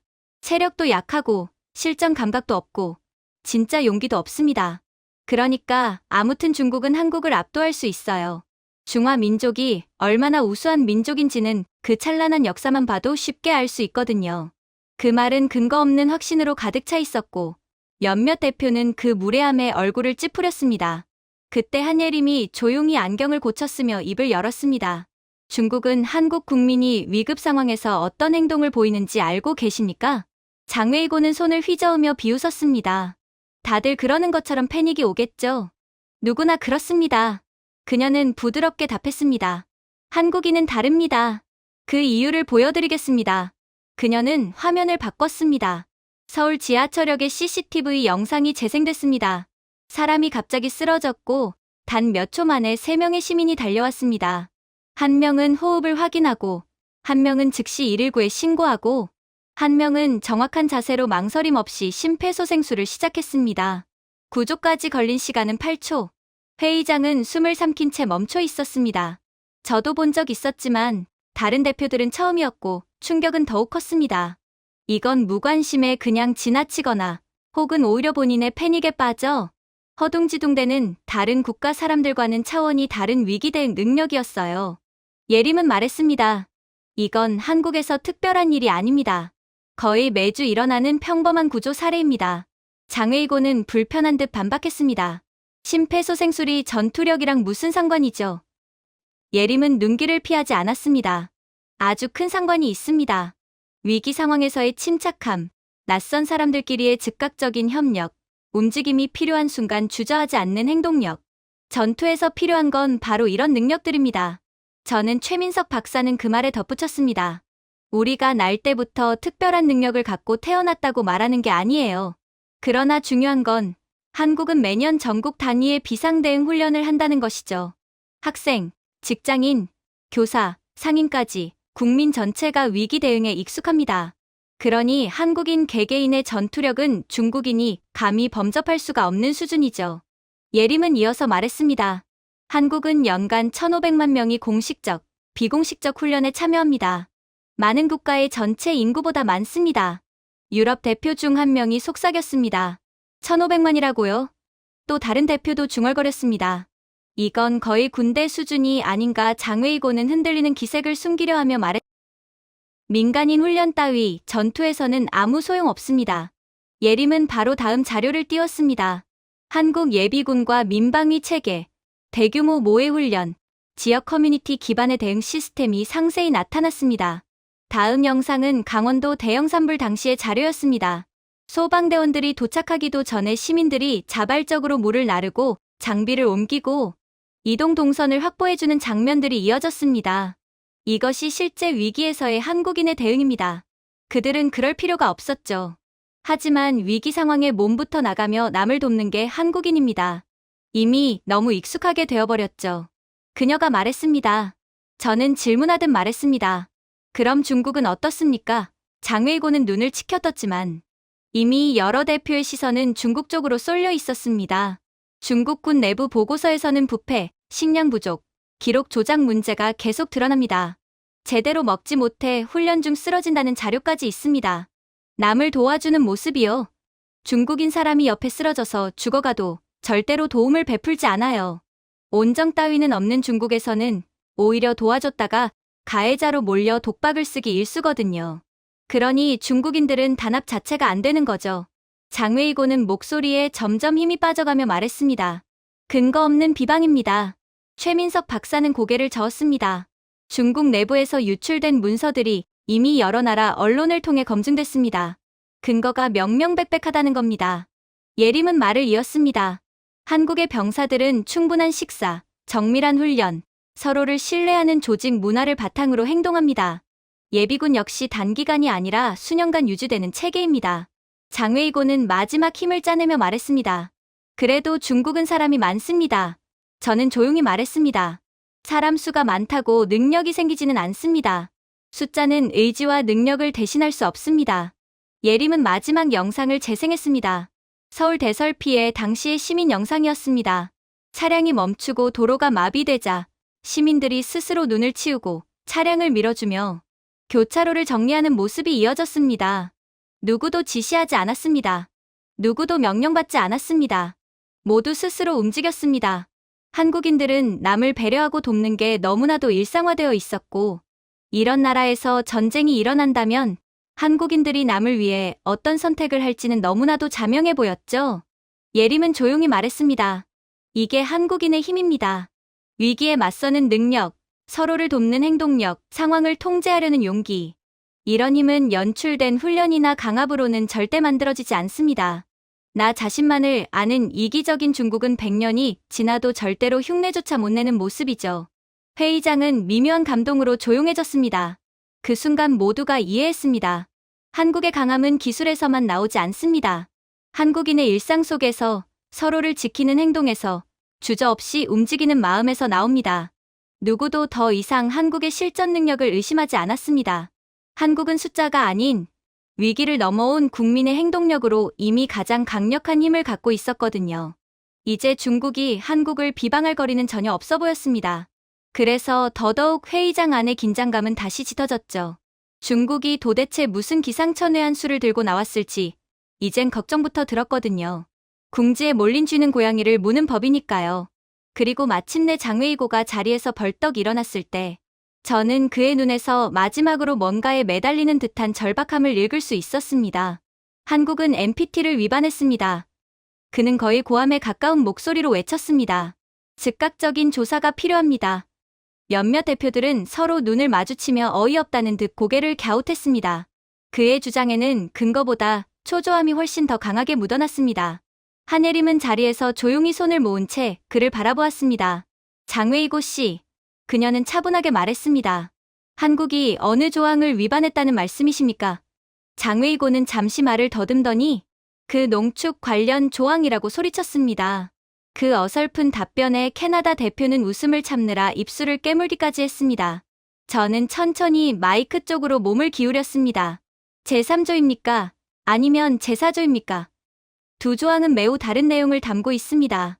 회의장은 일순간 조용해지고 모든 시선이 저와 장웨이고 사이를 오갔습니다. 장웨이고의 목소리는 흔들렸습니다. 그리고 마치 고자질을 하는 초등학생처럼 소리쳤죠. 한국은 둘 다 어겼습니다. 예림은 태블릿을 가볍게 두드려 화면을 띄웠습니다. NPT 제4조는 모든 주권 국가의 평화적 핵 개발의 권리를 보장하고 있습니다. 그녀는 문구를 하나하나 읽어 내려갔습니다. 저희가 앞서 공개한 모든 기술은 평화 목적이며 IAEA에도 투명하게 보고되었습니다. 여러 나라 대표들이 고개를 끄덕이며 동의했습니다. 장웨이고는 다시 억지를 부렸습니다. 하지만 그 기술은 무기로 전용될 수 있잖아요. 예림은 바로 받아쳤습니다. 필요하다면 가능할 수도 있다는 것과 실제로 위반했다는 것은 완전히 다른 문제입니다. 그녀는 부드럽지만 단단한 목소리로 덧붙였습니다. 만약 가능성을 죄로 따진다면 이 방에 있는 국가 절반이 즉시 NPT 위반입니다. 그리고 중국은 국제조직 연구제명 수준이죠. 회의장에 잠시 웃음이 번졌습니다. 장웨이고의 얼굴은 점점 붉어졌습니다. 저는 조용히 말했습니다. 장 장관님, 그렇다면 증거를 제출하시죠. 그러자 그는 마치 비장의 카드를 꺼내듯 서류철을 높이 들어 보였습니다. 여기 한국의 무기 개발 증거가 있다. 그는 승리라도 한 듯 서류를 단상으로 가져갔습니다. 하지만 UN 사무총장이 그 서류를 넘기는 순간 얼굴을 찌푸렸습니다. 이 문서는 오래전에 폐기된 IAEA 구 양식인데요. 그는 종이를 들어 모두에게 보여주었습니다. 워터마크는 명백히 위조된 것이었습니다. 회의장은 일순간 웅성거림으로 가득 찼습니다. 대표들은 충격과 조롱이 뒤섞인 표정으로 서로를 바라봤습니다. 중국이 위조와 날조로 점철된 가짜 국가라는 것은 예전부터 알았으나 엄숙한 국제회의에서 이런 허접한 위조 워터마크를 사용하리라는 것은 예상치도 못했거든요. 도대체 이 나라의 수준은 어느 정도로 형편없었다는 건가요? 아무튼 장웨이고는 식은땀을 흘리며 외쳤습니다. 그건 진짜다. 한국이 원본을 없앤 거다. 예림은 눈썹을 살짝 올렸습니다. 장 장관님, 이 양식은 12년 전에 폐기된 문서입니다. 이번 웃음은 더 크고 더 명확했습니다. 영국 대표가 조용히 중얼거렸습니다. 이건 국제적 망신이군. 이런 막장 국가는 난생 처음이야. 중국인은 부끄러움이라는 게 없는 족속들이군. 장웨이고는 손으로 탁자를 내리치며 소리쳤습니다. 당신들은 속고 있는 거다. 한국이 다 조작한 거라고. 그러나 방 안의 공기는 이미 그를 동정하는 분위기에 가까웠습니다. 그의 논리는 완전히 무너져 있었습니다. 예림이 천천히 자리에서 일어났습니다. 그녀는 감정을 자제한 차분한 목소리로 말했습니다. 한국은 지난 10년 동안 IAEA에 97건의 완전 준수 보고서를 제출했습니다. 반면 중국은 23건, 그중 상당수가 검증을 통과하지 못했습니다. 자기 자신부터 돌아보는 건 어때요? 그녀는 자리에서 한 걸음 앞으로 나아가며 덧붙였습니다. 그리고 정말로 조약 위반을 논하고 싶으시다면 중국의 미신고, 폐기물 처리 문제와 환경 심사를 통과하지 못한 42개의 시설부터 확인하는 것이 맞지 않을까요? 중국 측 대표들은 눈을 피했습니다. 장웨이고는 더는 반박할 힘이 남아있지 않은 듯했습니다. 저는 결정적인 말을 던졌습니다. 위성은 거짓말을 하지 않습니다. 미국 대표가 고개를 끄덕였습니다. 우리는 미신고 원자로 굴착 흔적을 확인했습니다. 냉각 시스템을 숨길 만큼 큰 구조물들이죠. 장웨이고는 의자에 주저앉으며 손을 떨었습니다. 그의 국가적 체면은 모든 대표 앞에서 완전히 무너져 내리고 있었습니다. 그때 한이유 대표가 데이터를 화면에 띄웠습니다. 한국 원자로 98% 운용 효율, 20년 이상 무사고, 세계 최고 안전 등급. 반면에 중국 원자로 59% 효율, 17번의 주요 사고, 평균 800일 정비 지연. 그 수치들은 정면의 조각상처럼 분명했고 잔혹할 만큼 정확했습니다. 회의장은 침묵했지만 그 침묵은 한국을 향한 존경으로 가득 차 있었습니다. 반면 중국을 향한 시선은 실망과 체념이 뒤섞인 무거운 뿐이었습니다. 그 순간 저는 깨달았습니다. 이 회의는 단순한 논쟁이 아니었습니다. 한국의 국제적 위상이 완전히 새로운 단계로 올라서는 순간이었습니다. 그리고 중국은 눈에 보일 정도로 추락하고 있었습니다. 휴식 시간이 선언되자 어느 누구도 중국 쪽을 보지 않았습니다. 모두가 한국을 바라보고 있었죠. 침착하고 품격 있고 압도적인 승리를 거둔 그 한국을 말입니다. 하지만 장웨이고는 이내 회의실 밖으로 박차고 나가는 이해할 수 없는 행보를 보이더니 이내 충격적인 소식이 회의실을 관통했어요. 한 보좌관이 급하게 다가오더니 귓가에 속삭였습니다. 중국이 방금 대규모 방송을 냈습니다. 한국이 이미 핵탄두를 배치했다는 내용입니다. 잠시 동안 회의실 전체가 얼어붙었습니다. 여러 대표들이 휴대폰을 확인했고 몇몇은 서로 긴장된 눈빛을 주고받았습니다.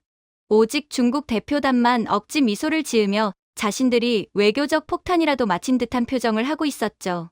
저는 천천히 숨을 고르며 말했습니다. 결국 허위 정보에 손을 대기 시작했군요.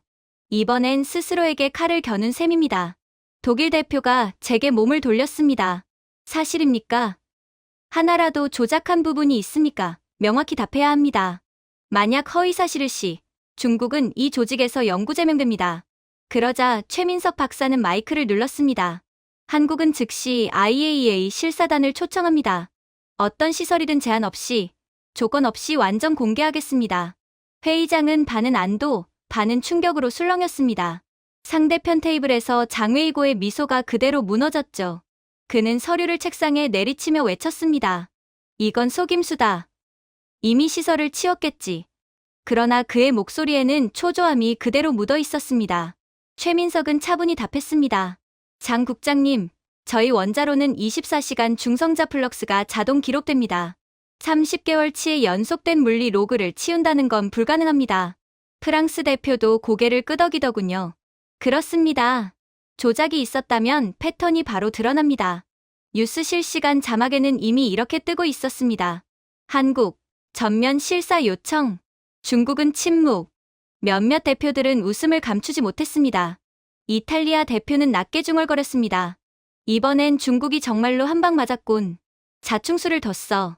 멍청한 수였지. 2시간 뒤 IAEA 사무총장이 긴급 화상 발표를 위해 화면에 등장했습니다. 한국의 무기 생산 흔적은 전혀 없습니다. 한국의 기술 운영 및 윤리 기준은 모범적입니다.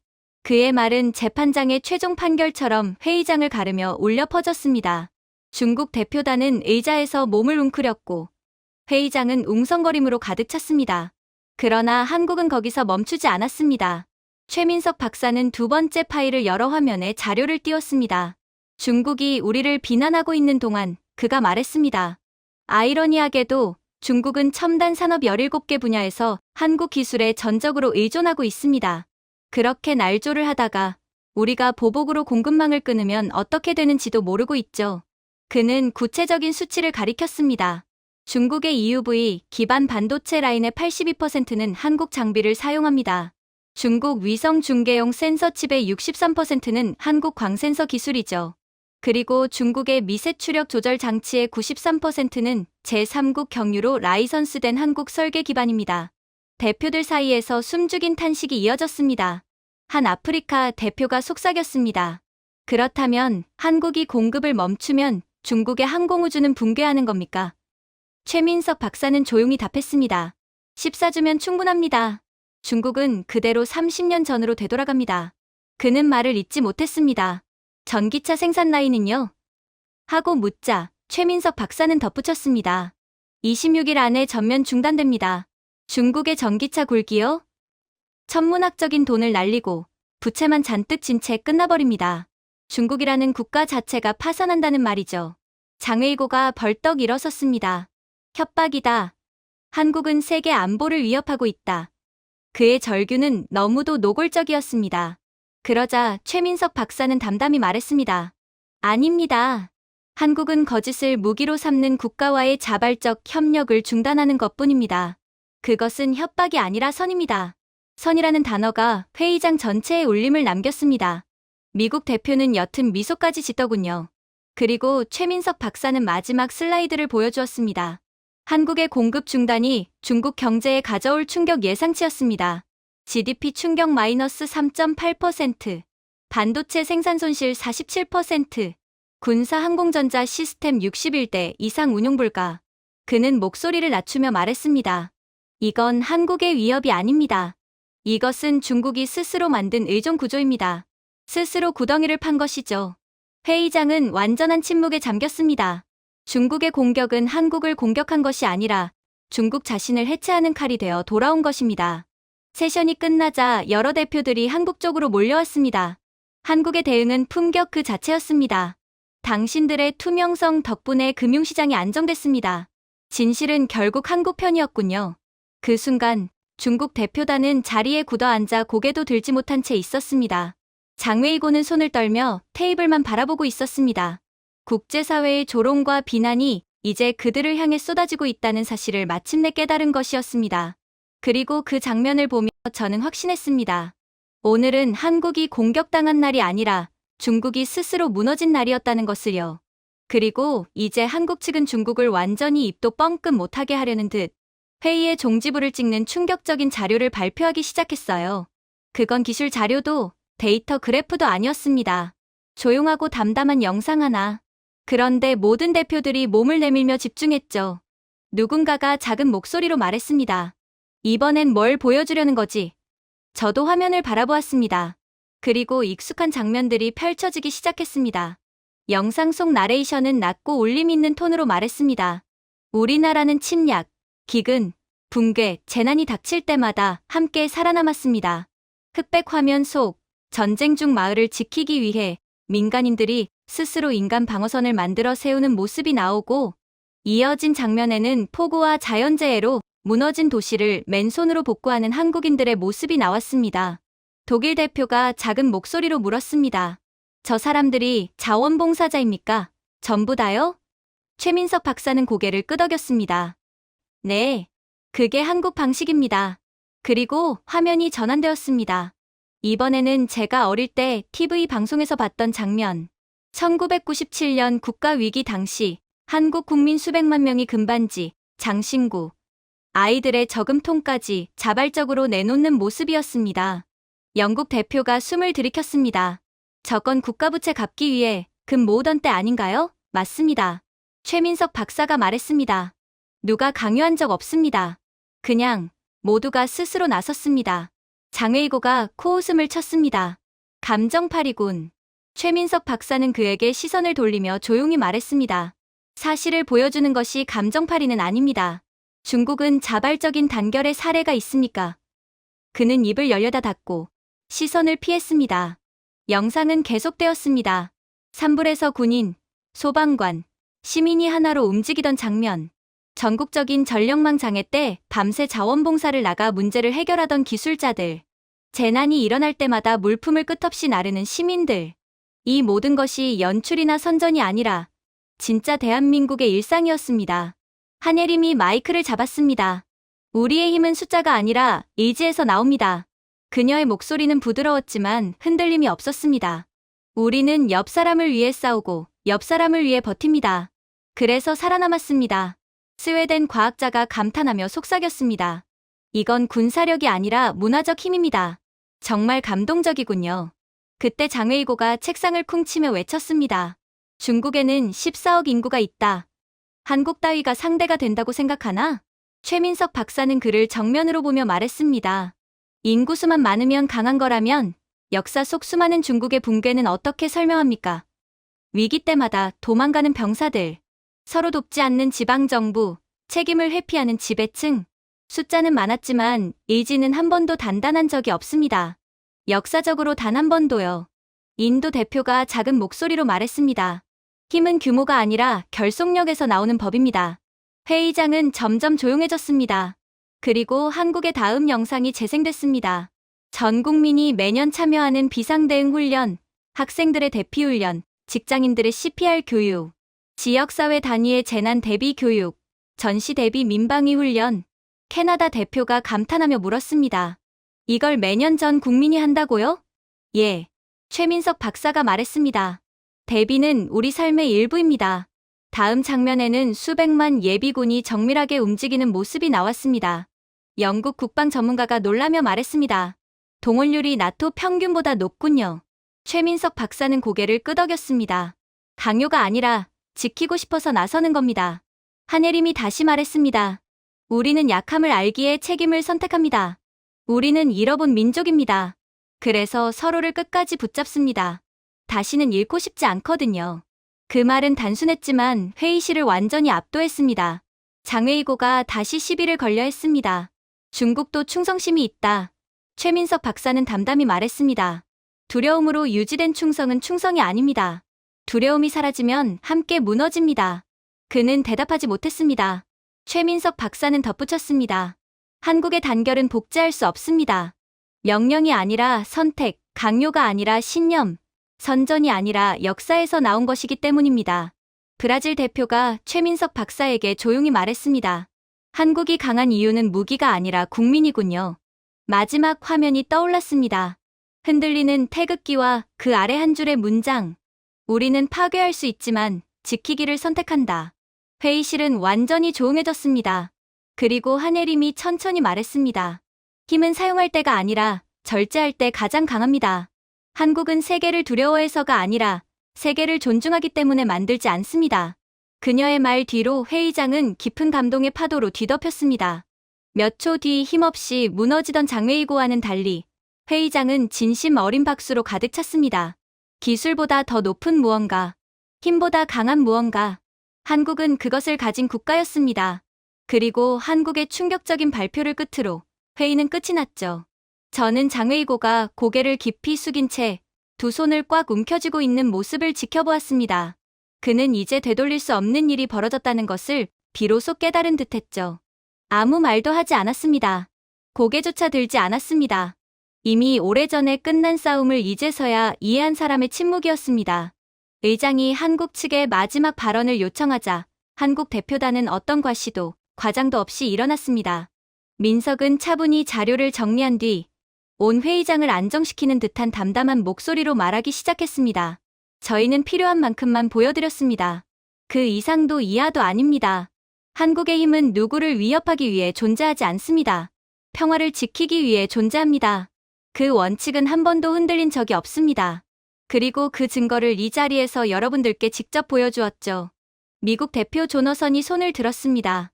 여러분의 절제야말로 오늘 가장 강력한 메시지였습니다. 민석은 정중히 고개를 숙였습니다.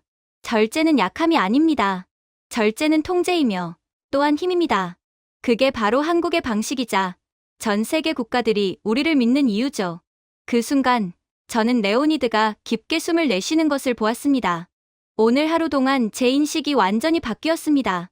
그의 목소리는 솔직했고 진심이 담겨 있었습니다. 러시아는 핵 전략을 다시 검토해야 할지도 모르겠습니다. 바로 옆에서 로만 레베데프도 말을 보탰습니다. 더 강한 무기를 보여줬기 때문이 아니라 더 뛰어난 통제를 보여줬기 때문입니다. 전 세계의 베테랑 외교관들이 한 나라를 이런 방식으로 인정하는 모습을 보는 건 정말 이상했습니다. 그들의 눈에는 두려움이 아니라 존경이 비쳤습니다. 인정이었습니다. 전 세계가 하나가 되어 한 나라를 인정하는 건 적어도 제 인생에서는 처음이었죠. 그때 유럽 대표 토른 대사가 조용히 말했습니다. 한국은 매우 드문 성취를 이뤄냈습니다. 억제는 했지만 도발하지 않았습니다. 영향력을 행사했지만 위협은 하지 않았습니다. 이는 전례 없는 일입니다. 최민석 박사가 부드럽게 대답했습니다. 한국은 늘 믿어왔습니다. 진정한 힘은 하지 말아야 할 때 하지 않는 선택에서 나온다고요. 아마 그 이유가 전 세계가 우리를 믿는 이유가 아닐까 싶네요. 의장조차도 잠시 말을 멈추며 그 의미를 음미하는 듯했습니다. 분위기는 대립에서 성찰로 바뀌었고 모두가 우리가 예상치 못했던 거대한 드라마의 마지막 장면을 맞이한 듯했습니다. 중국 대표단은 짐을 챙기기 시작했습니다. 장웨이고는 가장 먼저 일어났지만 그 어깨는 무겁게 처져 있었습니다. 회의장 누구의 눈도 마주치지 않으려는 듯했습니다. 그러나 문으로 향하던 순간 그의 시선이 잠시 한국 대표단의 눈과 스쳤습니다. 그 표정에는 분노가 없었습니다. 오히려 지친 사람의 슬픔 같은 것이 담겨 있었죠. 그는 아주 작은 목소리로 무언가를 중얼거렸습니다. 내용은 들리지 않았지만 후퇴하는 발소리만이 희미하게 남았습니다. 이상으로 긴급 회의를 종료합니다. 의장은 선언했지만 아무도 자리에서 일어나지 않았습니다. 오히려 여러 대표들이 한국 쪽을 향해 돌아섰습니다. 레오니드가 가장 먼저 말했습니다. 당신들의 국가는 이제 기준이 되었습니다. 힘으로가 아니라 품격으로요. 저희는 그저 책임을 다하고자 했을 뿐입니다. 책임이야말로 가장 높은 형태의 힘입니다.